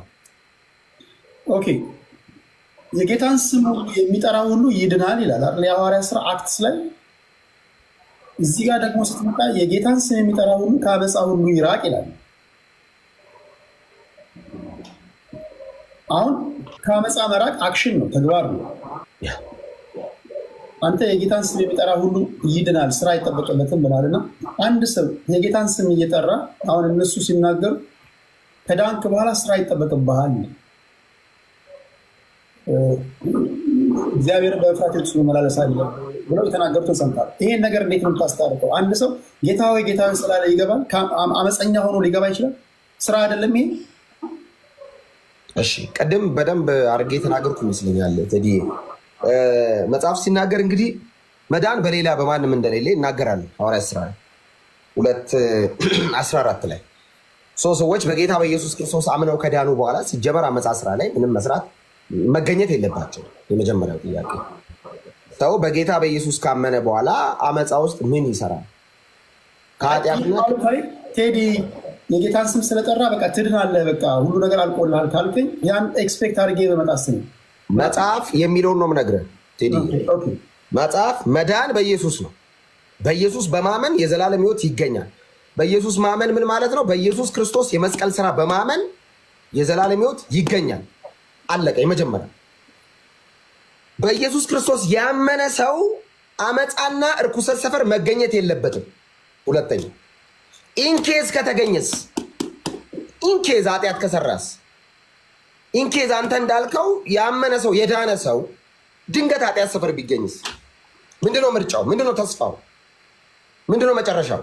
እንዳልክ ድኛለሁ ይላል። አዎ እንዳልክ አሁን ድኛለሁ በቃ በክርስቶስ ኢየሱስ ድራ በራም ይላል እና ኃጢአት ቢሰራስ ኢንኬዝ ዮሐንስ መልእክት ምዕራፍ አንደኛ ዮሐንስ መጽሐፍ ቅዱስ የመጀመሪያቱ የሐዋርያው ቅዱስ ዮሐንስ መልእክት ምዕራፍ 2 ከቁጥር 1 ከ1 ከ6 ጀምሮ ያለውን ላንብብ ደስ ስለሚል ቃሉ። ከእርሱ የሰማናት ለእናንተም የምናወራላችሁ መልእክት እግዚአብሔር ብርሃን ነው፣ ጨለማም በእርሱ ዘንድ ከቶ የለም። አሁን እግዚአብሔር የበራለት ሰው እግዚአብሔር ብርሃን ነው ካራክተር እና ጨለማ በእርሱ ዘንድ የለም። ቴንክ ዩ። ከእርሱ ጋር ህብረት አለን ብንል በጨለማ ብንመላለስ እንዋሻለን። አየህ አሁን የዳነ ሰው እኔ ጴንጤው ድኜ በጨለማ ስራ ብመላለስ ከእግዚአብሔር ጋር ህብረት የለኝም። ኦብቪየስሊ የኢየሱስ ተከታይ የሆነ ጨለማ ስፍር ምን ትሰራለህ? ምን ትሰራለህ? መጽሐፍ ነው የሚለው እኔ አይደለሁም። ኦፍኮርስ ስለዚህ ድነቱ ሊወሰድበት ይችላል ማለት ነው። አሁን ድነት ይወሰዳል አይወሰድም ጋር አልደረስኩም። ስለ ኢየሱስ እያወራ ነው። ልጨርስ ሀሳቤ አታቋርጥ። ሰው በጨለማ ብንመላለስ እንዋሻለን እውነትም አናደርግም። ነገር ግን እርሱ ብርሃን እንዳለ በብርሃን ብንመላለስ ለእያንዳንዳችን ህብረት አለን። የልጁም የኢየሱስ ክርስቶስ ደም ከኃጢአት ሁሉ ያነጻል ይላል። ኃጢአት የለብንም ብንል ራሳችን እናስታለን ይላል። አሁን ይህን ካነ በኋላ ምዕራፍ 2 ከቁጥር 1 ላይ እንደዚህ ይላል። አሁን ኢንኬዝ ኃጢአት ብንሰራ ያው ሰው ኃጢአት ቢሰራ ምንድነው ተስፋው? ኮርስ ልጆች ሆይ አለ ዮሐንስ ኃጢአትን አትስሩ አለ። ለዳኑት ክርስቲያኖች ነው ይሄንን የሚጽፈው ዮሐንስ። ለዳኑ ክርስቲያኖች ኃጢአትን አትስሩ ካለ በኋላ ኃጢአት እንዳታደርጉ አለ። ይህንን ጽፍላችኋለሁ ማንም ኃጢአትን ቢያደርግ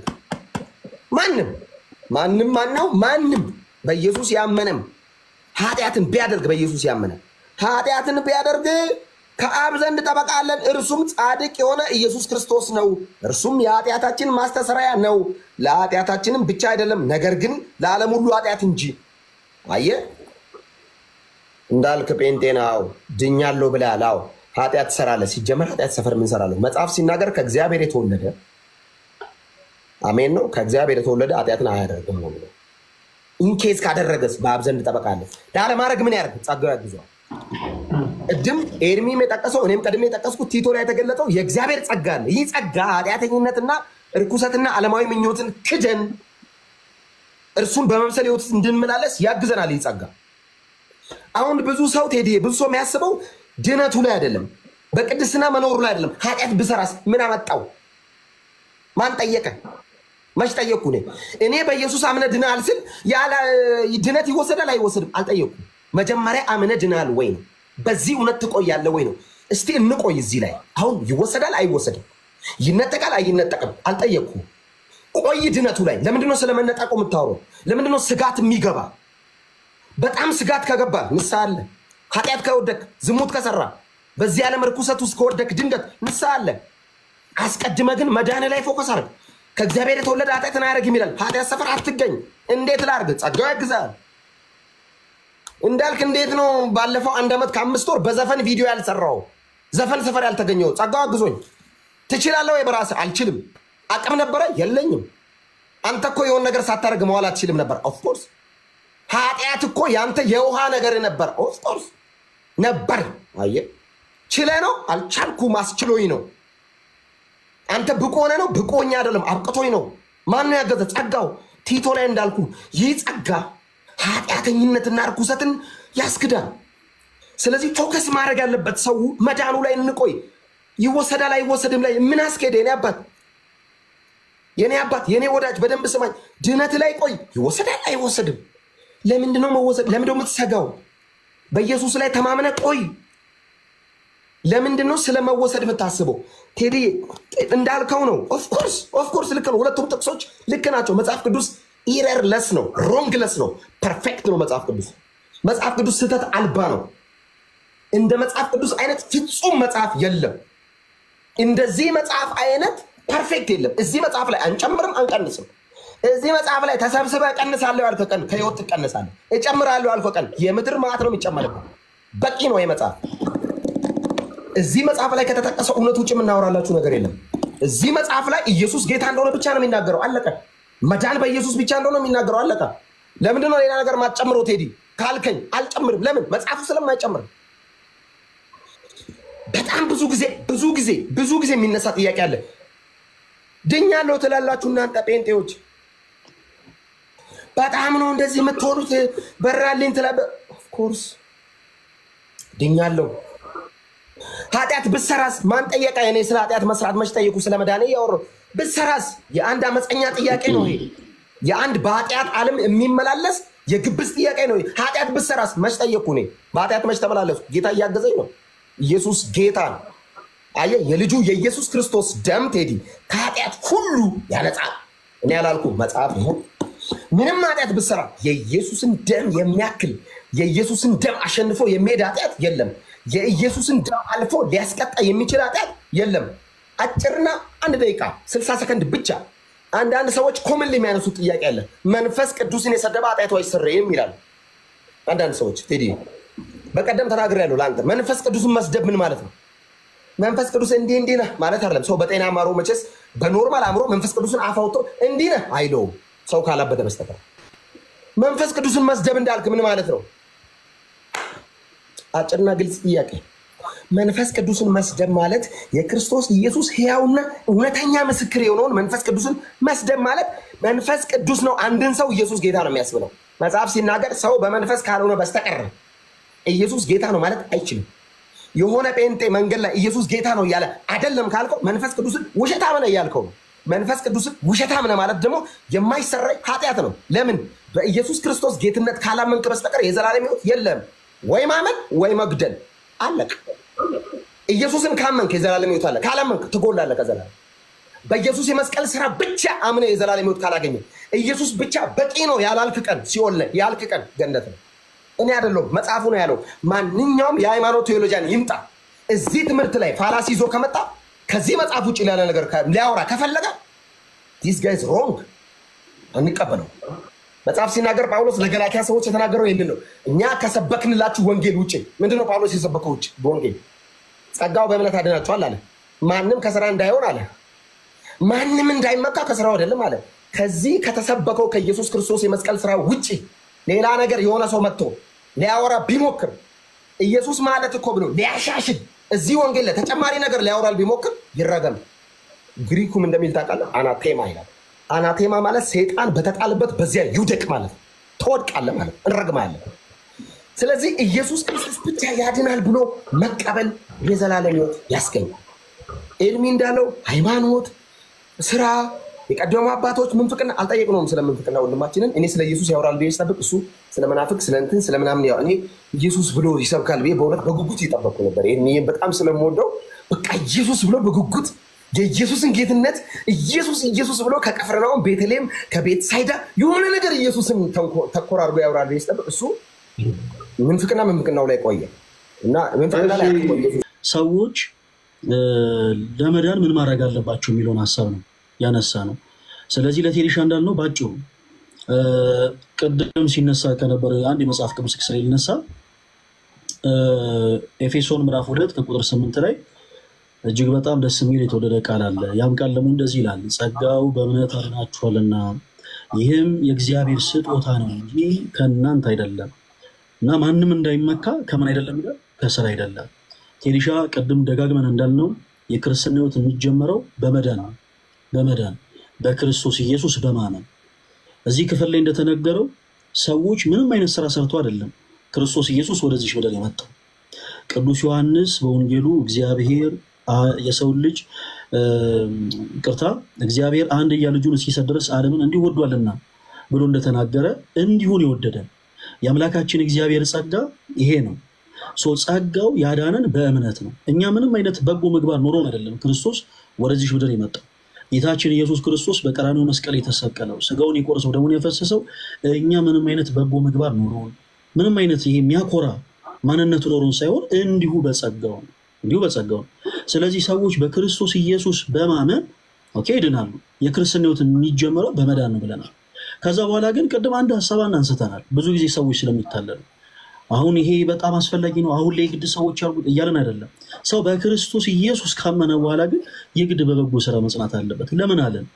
የዮሐንስ ወንጌል ምዕራፍ 15 ከቁጥር 1 ላይ ጌታችን ኢየሱስ ክርስቶስ እውነተኛ የወይን ግንድ እኔ ነኝ፣ እውነተኛ የወይን ግንድ እኔ ነኝ፣ ገበሬውም አባቴ ነው ካለ በኋላ በእኔ ላይ ያለውን ይላል። ሶሪ ይሄን ቁጥር 2 ከማንበብ በፊት ቁጥር 6 እንመልከት። ቁጥር 6 ላይ በእኔ የማይኖር ቢሆን ይላል። ባጭሩ በክርስቶስ የማያምን ሰው የዘላለም ሕይወት አያገኝም እና ጌታችን ኢየሱስ በእኔ የማይኖር ቢሆን እንደ ቅርንጫፍ ወደ ውጭ ይጣላል፣ እነርሱንም ሰብስበው ወደ እሳት ይጥሏቸዋል፣ ያቃጥሉማቸዋል አለ። እናም ጌታችን ኢየሱስ ክርስቶስ ቁጥር 2 ላይ ደግሞ ስንመለከት ቅርንጫፍ ስለሆኑት ይናገራል። በሁለት መልኩ ከፍሎ እሱ የወይን ግንድ ነው፣ ሰዎች በማመን ደግሞ እውነተኛ ከሆነው ከወይን ግንድ ጋር ይጣበቃሉ which means ቅርንጫፍ ይሆናሉ በክርስቶስ ኢየሱስ በማመን ቅድም እንዳልነው ቅርንጫፍ ይሆናሉ። ቅርንጫፍ ከሆኑ በኋላ መልካም ፍሬ የሚያፈሩ ከሆነ ይላል አባቴ አብዝተው እንዲያፈሩ ያጠራቸዋል። ኦኬ መልካም ፍሬ የማያፈሩ ከሆነስ ይወገዳሉ። አጭርና ግልጽ። ይህን ሐሳብ ለማብራራት ሰፊ አታካሪ ውስጥ መግባት የለበትም። አንድ ሰው እውነት መጽሐፍ ቅዱስን ግልጽ በሆነ ሐሳብ የተረዳ እውነት ክርስቶስ ኢየሱስን ያመነ ሰው ምንም አይነት አታካሪ ውስጥ መግባት የለበትም። በቃ ባጭሩ ይወገዳል። 5 ፊደል ነው። በክርስቶስ ኢየሱስ አምኖ መልካም ፍሬ ማያፈራ ሰው በአጠቃላይ ይወገዳል። ስለዚህ ቅዱስ ቤተክርስቲያናችን ሰዎች በክርስቶስ ኢየሱስ አምነው እንዲድኑ ካስተማረች በኋላ በበጎ ስራ ደግሞ ጸንተው እንዲኖሩ ታስተምራለች። ለዚህም ነው ቅድም በተደጋጋሚ ሲነሳ ነበር ቅዱስ ያዕቆብ በመልእክቱ የያዕቆብ መልእክት ምዕራፍ 2 ከቁጥር 14 ላይ ወንድሞች ሆይ እምነት አለኝ የሚል ስራ ግን የሌለው ሰው ቢኖር እምነቱ ምን ይጠቅመዋል? እውነት ነው። ኦኬ እምነት አለኝ ብሎ ነገር ግን መልካም ስራን የማይሰራ ከሆነ ምንም አይጠቅሙ። ምክንያቱም ቁጥር 15 ላይ ይቅርታ ዮሐንስ ወንጌል ምዕራፍ 15 ከቁጥር 2 ላይ እንደተመለከትነው ይወገዳል የተባለውን ሰው ያስወገደው አለማመኑ ሳይሆን መልካም ፍሬ አለማፍራቱ ነው። ስለዚህ አንድ ሰው በክርስቶስ ኢየሱስ አምኖ መልካም ፍሬ ማፍራት አለበት። ጽድቃችሁ ከፈሪሳውያን ጽድቅ ካልበለጠ እናንተ ከቶ መንግሥተ ሰማያት አትገቡም እንደማለት ነው። እዚህ ላይ በነገራችን ላይ ሰፊ ውይይት ያስፈልጋል። ቴዲሽ አሁን ሰፊ ሰዓት ከሰጣችሁ ስለ እያንዳንዱ ሀሳብ አንስተን በደንብ ሀሳብ እያነሳን ጥያቄና መልስ ማውራት እንችላለን። አሁን እዚህ ክፍል ላይ ጌታችን ኢየሱስ ክርስቶስ ዮሐንስ ወንጌል ምዕራፍ 15 ቅድም አንተው ራስህ ገልጠህ አንብበው ያልኩ በምክንያት ነው። ጌታችን ኢየሱስ እዚህ ክፍል ላይ ምን ነው እያሳሰበን ያለው? ሰዎች በክርስቶስ ኢየሱስ በማመን ቅርንጫፍ ይሆናሉ። ቅርንጫፍ ከሆኑ በኋላ ደግሞ መልካም ፍሬን ያፈራሉ። መልካም ፍሬን የማያፈሩ ከሆነ ግን ምን ይላሉ? ይወገዳሉ። ቅዱስ ያዕቆብም ለዛ ነው እምነት አለኝ ብሎ አንድ ሰው መልካም ስራን የማይሰራ ከሆነ እምነቱ ምን ይጠቅመዋል አለ። እንደውም ቅድም ኤርሚ እንዳለው አንድ ሰው አይ እኔ በክርስቶስ አምኛለሁ ከዛ በቃ በክርስቶስ ኢየሱስ አምኜ እኔ ከዛ በኋላ ምንም ነገር መስራት አይጠበቅብኝም ብሎ የሚሞኝ ከሆነ ቅዱስ ያዕቆብ እንዲህ አይነቱን ሰው ብሎ ይጠራዋል መሰለ። አንተ ከንቱ ሰው ይባል። አንተ ከንቱ ሰው እምነት ከስራ ተለይቶ የሞተ መሆኑን ልታውቅ ትወዳለህ ይላል። which means እምነት ከስራ ተለይቶ ምን ያለ ነው? የሞተ ነው። ለዚህ ነው ደጋግመን ሰዎች በክርስቶስ ኢየሱስ ማመን አለባቸው። አዎ በቃ ለመዳን በመጀመሪያ የሚያስፈልገው ነገር በክርስቶስ ኢየሱስ ማመን ነው። ሰማይና ምድርን በፈጠረው የአምላኮች አምላክ የጌቶች ጌታ የንጉሶች ንጉስ ስለሆነ ኦኬ ከእርሱ ጋር ምንም ነገር ሰው ሳያጋራ በእርሱ ብቻ ሊያምን ይገባል። ፍጡራንን ሳያጋራ ሌሎች ነገሮችን ሳያጋራ በእርሱ በክርስቶስ ኢየሱስ ሊያምን ይገባል። ካመነ በኋላ በበጎ ስራ መጽናት አለ። ለዛም ነው ቅዱስ ጳውሎስ በሮሜ መልእክቱ ምዕራፍ 2 ቁጥር 7 ላይ ቀደም እንዳልነው በተደጋጋሚ ያስተነዋል። በበጎ ስራ በመጽናት ምስጋናን ክብርን የማይጠፋ ሕይወትን ለሚፈልጉ እርሱ ጌታችን ኢየሱስ ክርስቶስ የዘላለም ሕይወትን ይሰጣቸዋል ያለ። ስለዚህ ዛሬ ቴዲሻን ለመዳን እፈልጋለሁ ሲል ኦኬ ምን አድርገን ነው የምንለው? በመጀመሪያ በክርስቶስ ኢየሱስ ስም ነው የምንለው። በክርስቶስ ኢየሱስ ስም በመጀመሪያ የሚያስፈልገው ማመን ነው። ቀደም እንዳልነው ምንም አይነት ስራ መስራት ሳይጠበቅበት በመጀመሪያ ከእርሱ የሚጠበቀው ማመን ነው። በማን? በጌታችን በአምላካችን በመድኃኒታችን በኢየሱስ ክርስቶስ። ከዛ በኋላ ክርስቶስ ራስ የሆናት ይህች ቅዱስ ቤተክርስቲያናችን ምን ብላ ታስተምረናለች? በደንብ አስተውሉ። ሰዎች በክርስቶስ ኢየሱስ ካመኑ በኋላ ደግሞ ኦኬ ኔክስት በበጎ ስራ መጽናት አለባቸው። የሚቀድመው ማመን ነው። በበጎ ስራ ግን መጽናት አለባቸው። በበጎ ስራ ማይጸኑ ከሆነ መልካም ፍሬን የማያፈሩ ከሆነ ግን ምን ይላሉ? ይወገዳሉ። እና በተደጋጋሚ ቅድም ሲነሳ የነበረ ሀሳብ አለ። ጌታን የሚያውቁ ሰዎች ምንም ይሄ ራሳቸውን ለምሳሌ እንደ ፍጹም አድርገው የሚቆጥሩ ሰዎች አሉ። እኔ ይሄው 1 ዓመት ከምናምን ለምሳሌ ሲል ነበር ወንድማችን፣ እኔ እንደዚህ አይነት ነገር አላደረኩም። ሌሎችም እንደዚህ ይላሉ። እኔ እንደዚህ ልክ ራስን እንደ ጻድቅ እንደ ፍጹም ምንም ኃጢአት እንደማይሰራ ምናምን ነገር የሚቆጥሩ ሰዎች አሉ። ተወዳጆች፣ አንድ መርሳት የሌለብን ነገር እንደ ቸርች ምናልባት ቴዲሻ ተወቃ አላቅም የምትኖርበት አካባቢ እንዲህ አይነት ነገሮችን ወዘር ለማድረግ ይመች አይመችን ያላቅም። ይሄ ትምህርት ፍጹም ሰይጣኔ ከመሆኑ የተነሳ በዚህ ዘመን ሰዎች አሰ ቸርች ነው ማለት ለምሳሌ ግለሰብ አይደለም ማነሳል አሰ ቸርች ግብረ ሰዶሜነትን ተቀበለዋል። በክርስቶስ ኢየሱስ አምነናል ካሉ በኋላ ግብረ ሰዶሜነትን እንደ ቤተ ክርስቲያን ምሳሌ ላንሳ። ሁላችሁም ዌብሳይት ተጠቅማችሁ ሰርች አድርጋችሁ እነዚህን ኢንፎርሜሽኖች መሰብሰብ ትችላላችሁ። ለምሳሌ የስዊዲሽ ሉተራን ቸርች አካሄድ ቴዲ አካሄድ ይቻላል አይደለም? ኖ ልጨርስ፣ ሀሳቤን ልጨርስ። አሁን የሆኑ ሰዎችን ጆሮ ደስ ላሰኝ የሆኑ ሰዎችን ጆሮ ልቆረቁር ሳይሆን ነገር ልናገር ነው። ሚዩት አድርገኝ ነው ስለሆነ ላርም ነው። ሚዩት አድርገኝ እስክጨርስ ድረስ አዳምጠኝ። አካሄድ ላርመው። እየዋሸ ነው እየዋሸብን የምናገረው ነገር ይኸውልህ፣ ካልጣመ ፕሊስ ሚዩት አድርገኝ። አካሄድ እንደውም ሳስበው አካሄድ ለፖለቲካ ብቻ ነው የሚሰራው፣ ለእኛ አይሰራም። ኢየሱስ ጌታ ነው። እሺ መብቱ ነው። እሺ እኔ አምስቴ ቃል ይለካ እኔ ሚዩት አድርገኝ። በቃ እኔ መስማት ካልፈለግ እኔ ሚዩት አድርገኝ። ኦኬ፣ በደንብ አድርጋችሁ አዳምጡኝ። እንዲህ አይነቱ ትምህርት ፍጹም ሰይጣናዊ ስል ጌታ ምስክሬ የሆኑ ሰዎችን ለመዝለፍ የሆኑ ሰዎችን ለማበሰጨት አይደለም። ፍጹም ከመንፈሴ ቅናት የተነሳ ነው እንደዚህ ምለው። እንዲህ አይነቱ ትምህርት ፍጹም ሰይጣናዊ ከመሆኑ የተነሳ እንደ ግለሰብ አይደለም እያልኩ ያሉት። ለምሳሌ እንደ ግለሰብ ፕሮቴስታንቲዝም ኦርቶዶክስ ያለመተቸት እነዚህ ዘይት እየሸጡ እነዚህ እንደዚህ እያደረጉ ሊሉ ይችላሉ። ግን ፕሮቴስታንቲዝም በእንደዚህ መንገድ መተቸት በጣም ፍጹም ስህተት ነው። ያ የግለሰቡ ስህተት ነው። ኦኬ፣ ዘይት የሸጠው ሰው ያ የራሱ ችግር ነው። ቤተክርስቲያኑ እንደዛ ታሰብሯልችሁ የታሰበው እሱን ቼክ ማድረግ ነው የሚያስፈልገው። በመጀመሪያ ጥናት ማድረግ ያስፈልጋል። ኦርቶዶክስ የሆኑ ሰዎች ይጠጣሉ፣ ይሰክራሉ፣ እንዲያረጋሉ፣ ይዘሙታሉ፣ ይጨፍራሉ ምናምን ቤተክርስቲያን ይናታሰማል። ኦርቶዶክስ ቅዱስ ቤተክርስቲያናችን ይናታሰማል። ግለሰቡ ሊያደርግ ይችላል። ለምሳሌ እናንሳ፣ አንድ ትምህርት ቤቱ ስነ ምግባር እያስተማረ በአጥር ዘለው የሚወጡ ተማሪዎች አሉ። በአጥር ዘለው የሚወጡ ተማሪዎችን ትምህርት ቤቱ አይደለም በአጥር መዝለልን ያስተማራቸው፣ የራሳቸው የስነ ምግባር ጉለት ነው። ስለዚህ አሁን እኛ ኦርቶዶክስን በሆኑ ሰዎች ስነ ምግባር ጉለት ወይም ደግሞ ፕሮቴስታንቶችን በሆነ ሰዎች ስነ ምግባር ጉለት እየለካን አይደለም። እንደ ቸርች ነው እያወራን ያለን። እንደ ቸርች የስዊዲሽ ሉተራን ቸርች ግብረ ሰዶምን ተቀበላለች፣ አጽድቃለች። የዩናይትድ ሜቶዲስት ቸርች አሁን እኔ ስልኬ ስለተሰበረ ብዙዎች ያውቃሉ፣ ስልኬ ስለተሰበረ ነው እንጂ መረጃዎችን በቪዲዮ አውጥቼ ማሳየት እችላለሁ። የዩናይትድ ሜቶዲስት ቸርች ግብረ ሰዶሜነትን አጽድቃለች። ኦኬ፣ እቺ ብቻ ብዬ ልጨርስ። በአሜሪካ ያለችው ሉተራን ቸርች ሲንስ 1991 the largest Lutheran church body in the United States allows for LGBTQ marriage and ordination. በአሜሪካ ያለችው እንግዲህ የመጀመሪያው ቸርች ሉተራን ቸርች ነች። በአሜሪካ ያለችው the largest Lutheran church body ተብላ የምትጠራው የአሜሪካ ሉተራን ቸርች since 1991 ግብረ ሰዶሜነትን አጽድቃለች። ያጸደቀችው ሰዎች በክርስቶስ ኢየሱስ ካመኑ በኋላ በቃ ምንም ነገር መስራት አይጠበቅም፣ ምንም ቢሆኑ የዘላለም ሕይወትን ያገኛሉ የሚል ስውት ትምህርት በቸርቾቻቸው ወንድ ከወንድ ሴት ከሴት ያጋባሉ። ELCA ፖሊሲ የሚባል አላቸው። በዛ ፖሊሲ ላይ ሰርች አድርጉትላችሁ። the ELCA policies state that every LGBTQ individuals are welcome and encouraged to become members. እያንዳንዳቸው ግብረ ሰዶም የሆኑ ሰዎች በአጠቃላይ እንዳልክ የያዘው መጽሐፍ ቅዱስ ራሱን ይዘው ማለት ነው ወደ ቸርቿ እንዲቀላቀሉ ይበረታታሉ። እናም ደግሞ የቸርቹ አባል እንዲሆኑ ይደረጋሉ። መጽሐፍ ቅዱስ ግን ከዚህ እውነት የራቀን ነገር ነው የሚነግረን። ሰዎች ደግሞ አለው በክርስቶስ ኢየሱስ አምነው መልካም ፍሬ ማያፈሩ ከሆነ ይወገዳሉ። ሁላችሁም ፕሊስ ይወገዳሉ እያላችሁ ጻፉ።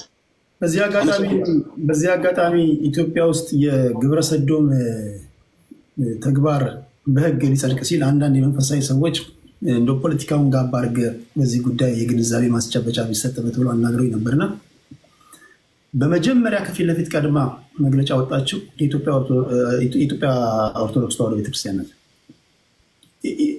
ታውቃላችሁ፣ አንገት ለአንገት ከመንግስት ጋር ማለት ነው። በእነዚህ ዜናዊ ጊዜ ኃይለማርያም በነበረ ሰዓት አሁን በተለያዩ ጊዜያቶች ሞክረዋል የግብረ ሰዶምን ጉዳይ ሌጋላይዝ ለማድረግ። ኤሊሻ ይቅርታ ላለማቋረጥ ሌጋላይዝ ብቻ ሳይሆን ወደ ላሊበላ የግብረ ሰዶም ቡድን ለጉብኝት ለመምጣት ሲል ራሱ እንደ ቤተክርስቲያን በደብዳቤ እነኛ አካላት ወደ ኢትዮጵያም ወደ ሀገራችን እንዳይገቡ በተመሳሳይ ደግሞ ወደ ተቀደሰው ስፍራችን እኛ ወደ ምናስቀድስበት ለኢትዮጵያ ሙስሊሞችና ፕሮቴስታንቶች ደግሞ ቅርስ ወደ ሆነው ላሊበላም እንዳይመጡ ከልክላ በደብዳቤ መልክ ለመንግስት ያቀረበችው የኢትዮጵያ ኦርቶዶክስ ተዋሕዶ ቤተክርስቲያን ይሄንንም ላቅርብኝ እንደ ትውልድ እንደ ዜጋ ባልዝች በትንሿ መስኮት ለኢትዮጵያ ኦርቶዶክስ ተዋሕዶ ቤተክርስቲያን ትልቅ ልባዊ ምስጋና ማቅረብ ፈልጋለሁ። ትውልድ የማይዘነጋው ትልቅ ክብር የሚገባት ቤተክርስቲያን ስለሆነ ለመናገር እሺ እንዳልኩ ወደ አንተ ልምጣ። የተነሱ ሐሳቦች አሉ ሻንተም ይልባቸው። እሺ ብዙ አላበዛም። ፈለገ 8 ደቂቃ ተጠቅሟል። ኤርሚዬ ግሬ ቃለው ይመቻ። ኧረ እኔ እውነት እኔ ደስ ብሎኛል። ሁለቱንም በጣም ነው የምወዳቸው። በዚህ አጋጣሚ እንዲያውቁልኝ እፈልጋለሁ።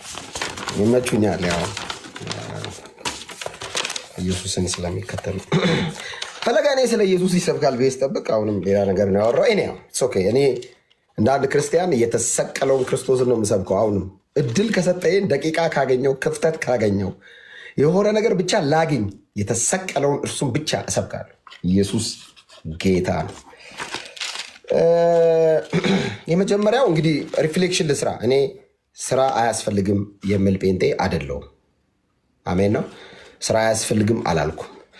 ስራ ለመዳን አያስፈልግም ነው ያልኩት እኔ እና እየዋሸብኝ ስለሆነ ሃይማኖት ካራክተሩ ነው አክቹሊ ግን እየዋሸብኝ ስለሆነ ስራ አያስፈልግም አላልኩም። የዳነ ሰው ሲጀመር ኃጢአት ሰፈር ምን ይሰራል ብዬ አስረግጬ ደጋግሜ ስለተናገርኩ መድገም አይጠበቅብኝ ቴዲ። እና እኔ የዳነ ሰው ስራ መስራት የለበትም፣ በጽድቅ መመላለስ የለበትም። በኢየሱስ ክርስቶስ ያመነ ሰው ህይወቱን መጠበቅ፣ በጽድቅ መጨከን፣ ክርስቶስን በመምሰል ህይወት መኖር ግዴታ ያስፈልገዋል። ለዚህም የሚያግዘው የእግዚአብሔር ጸጋ አለ። አንደኛው እሱ ነው። ሁለተኛው አስረግጬ ነው ነገር ደጋግሜ በጣም ተናግሬያለሁ። ክርስቲያን በጽድቅ ሊመላለስ ይገባል፣ ህይወቱን መጠበቅ አለበት፣ ግድ ነው እሱ። ግን እኔ ስራ የምሰራው በጽድቅ መመላለሰው ወይም ሌሎች ነገሮች አሁን በግብዝነት ማላወራቸውን ስራዎችን የምሰራው ለመዳን አይደለም፣ ስለ ዳንኩ ነው ይታወቃል። ሌላው መጨረሻ ላይ እኔ አሁንም ደግመዋለሁ ስለ ኢየሱስ ያወራል ብዬ ሃይማኖቱን ዓለም ስጠብቅ አሁንም ሌላ ነገር ላይ ነው የሚያወራው። ግን 2 ደቂቃ ሪፍሌክት ላድርግ ብዬ ነው። ግብረ ሰዶም እንደዚህ ጴንጤ ግብረ ሰዶም እንደዚህ መጽሐፍ ቅዱስ ግብረ ሰዶም እና ግብረ ሰዶም ፕሮሞት እያደረገ ነው ወንድማችን። እኔ አላወራም፣ አይመለከተኝም። ባይዘ አንዳንድ ሰዎች ይመጡና እንትን የሚባል ግብረ ሰዶም ማለት ምን አገባኝ? እኔ ምን አገባኝ? እኔ የጀርመኑ ጴንጤ አይደለም፣ የመጽሐፍ ቅዱስ ጴንጤ ነኝ። አይመለከተኝም። ጀርመን አካባቢ ያሉ ጴንጤዎች ዋይን ይጠጣሉ፣ ዘፈን ይደግፋሉ። አይመለከተኝም። እዚህ መጽሐፍ ቅዱስ ላይ ያለው የኢየሱስ ተከታይ ነኝ እኔ። ዲዳይሪ ሊካሄድ ምን አገባኝ? እኔ የክርስትና መስራች ፈጻሚ ድል አድራጊ ፍጹም አድራጊ ኢየሱስ ነው የሚመለከተው። ኢየሱስን የተከተልኩት ኢየሱስን ነው። ለምን ደግሞ ትነግረኝ? ምን አገባኝ? እኔ ዝርዝር ስለዛኛው ቤት ሃይማኖት ላውራ አላወራ? ይወራ ነገር ጠፍቶ ነው አለ።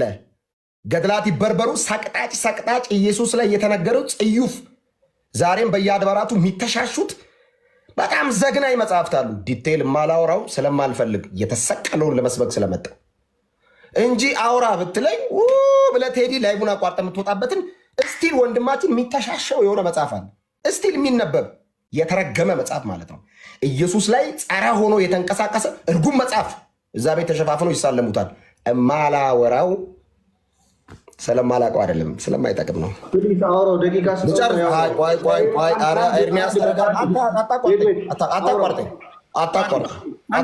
አንዴ ስሙኛ፣ አንዴ የሚናገሩ ነገር በጣም አታቋርጠኝ። ተረጋጋ ኤርሚያስ፣ ስሜታዊ አትሁን። እሱ ይሄን ሁሉ ሲያወራ ምንም አላልኩም። ተረጋጋ።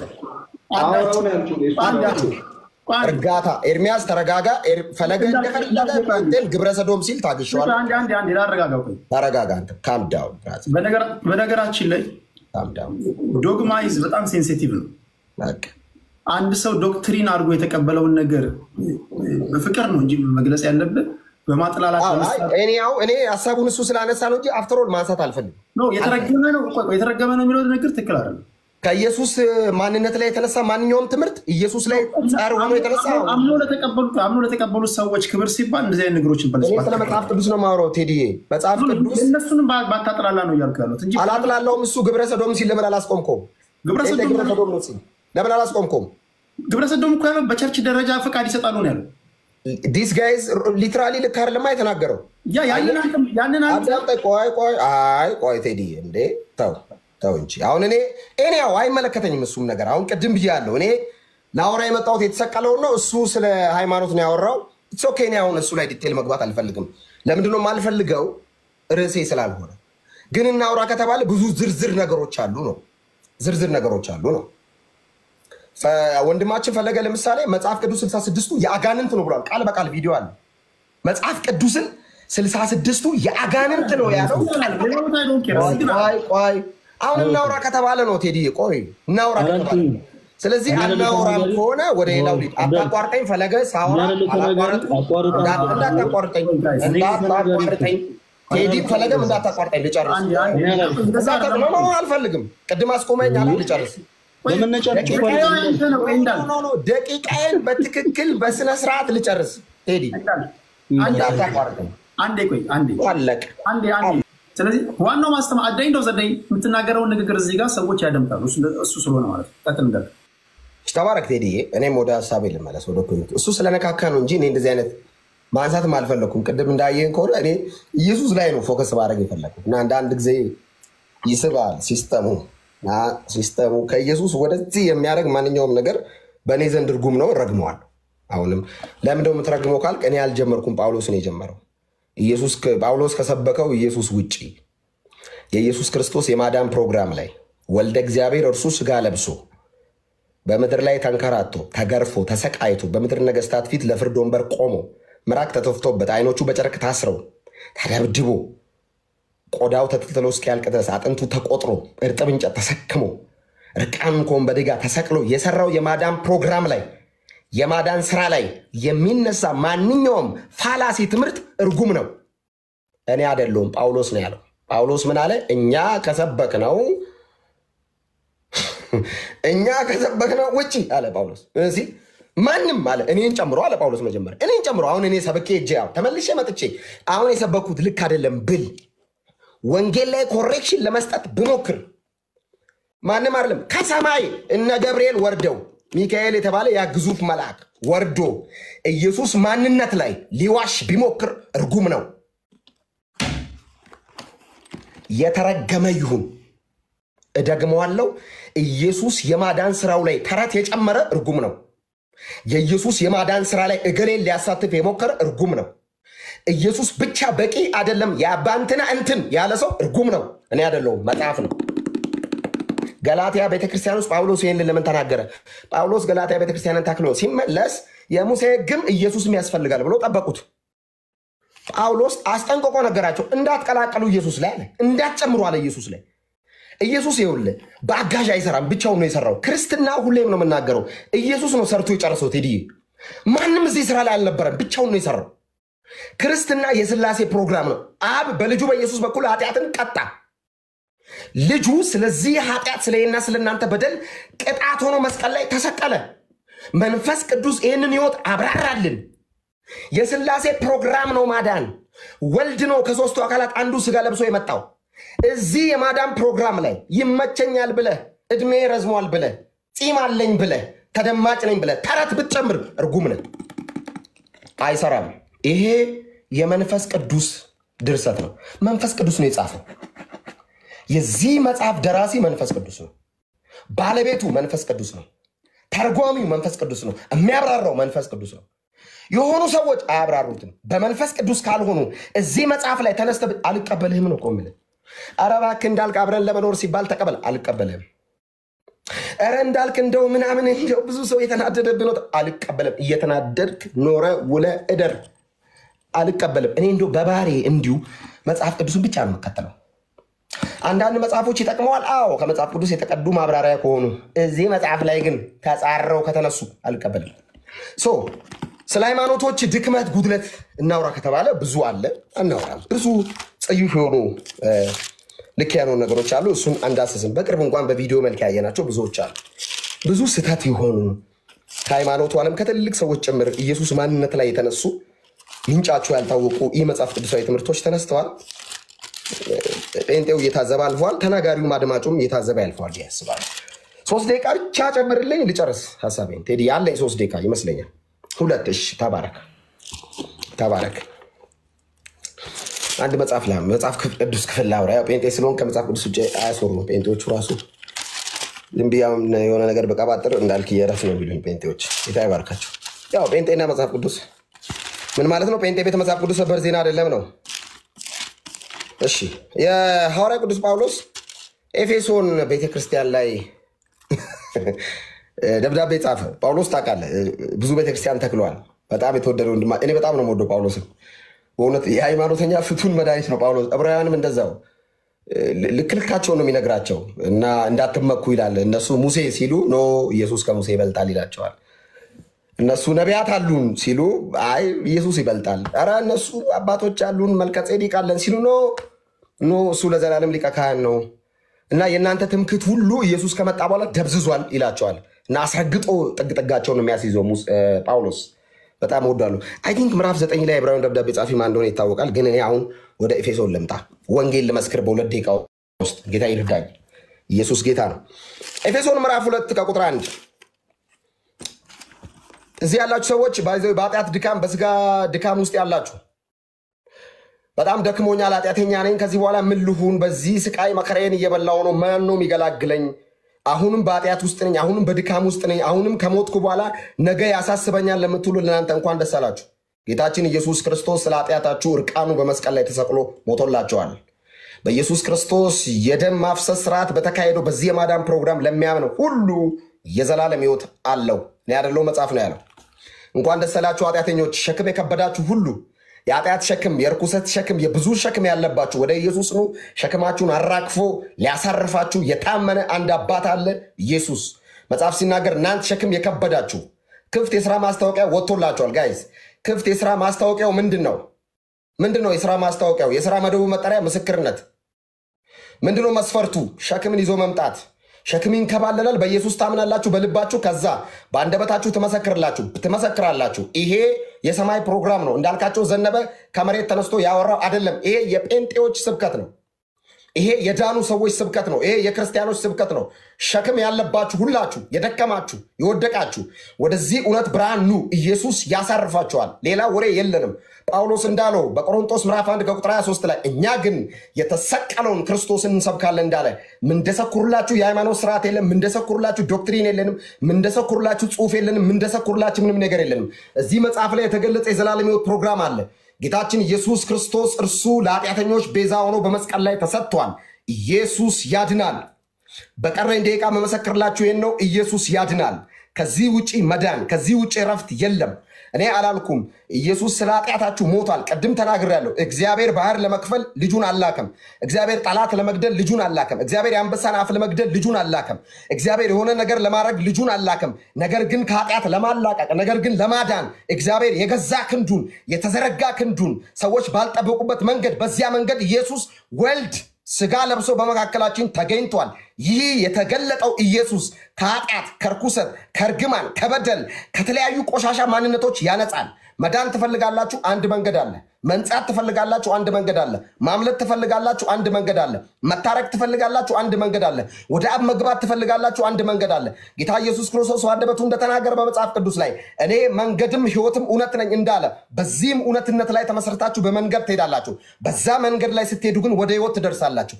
ኢየሱስ እውነት ነው። ኢየሱስ መንገድ ነው። ኢየሱስ እውነት ነው። በቀደመው ዘመን ላይ መጽሐፍ እንደሚናገር በበደላችሁና በኃጢአታችሁ ሙታን ነበራችሁ አለ ጳውሎስ ለኤፌሶን ክርስቲያኖች። እናንተ አለ አዎ በበደላችሁና በኃጢአታችሁ ሙታን ነበራችኋል። ማንም ቼክ አያደርጋችሁ ማለት በጣም ማንነታችሁ የሞተ ነው አለ። ምክንያቱም ሲባል ኃጢአት ነበረባቸው፣ ርኩሰት ነበረባቸው፣ የስጋ ድካም ነበረባቸው። አዎ እና ምን እናደርግ ሲሉት በእነርሱም በዚህ ዓለም እንዳለው ኑሮ በማይታዘዙ ልጆች ላይ አሁን ለሚሰራው መንፈስ አለቃ እንደሆነ በአየር ላይ ስልጣን እንዳለው አለቃ ፍቃድ በፊት ተመላለሳችሁ አለ። ዝም ብላችሁ ኃጢአተኛ አይደላችሁም። አዎ ለአጋንንት ተገዢ ነበራችሁ። አታቋርጠኝ። ለአጋንንት ተገዢ ነበራችሁ አለ። አዎ ዝም ብላችሁ አይደለም ኃጢአተኛ ሆናችሁ። ታው አጋንንት ነበር ሊድ የማይረጋችሁ አለ ጳውሎስ። እሺ ሲሉት ጳውሎስ ይቀጥላል። በእነዚህ ልጆች መካከል እኛ ሁላችን ደግሞ የስጋችንና የልቦናችን ፍቃድ እያደረግን ነበርን አለ። የልቦናችሁን ፍቃድ የምታደርጉ አላችሁ። በይሳት የፈለጋችሁት የምታደርጉ ከእግዚአብሔር ሐሳብ ውጪ ከእግዚአብሔር ፍቃድ ውጪ እንደፈለጋችሁ የምትንቀሳቀሱ አላችሁ። ለእናንተ ጳውሎስ እንዲህ ብሎ የዛሬ 2000 ዓመት ጌታ ኢየሱስ ክርስቶስ ሞትን ድል አድርጎ ከተነሳ በኋላ የጻፈው ደብዳቤ ላይ እንደዚህ ይላል። በስጋችሁ ምኞት በፊት እንደነበር ኑሮ እንደሌሎች ደግሞ ፍጥረት አንዳንዶቻችሁ ይላል ጳውሎስ ከፍጥረታችሁ የቁጣ ልጆች ናችሁ አለ። ማንነታችሁ ቁጣ ነው አለ።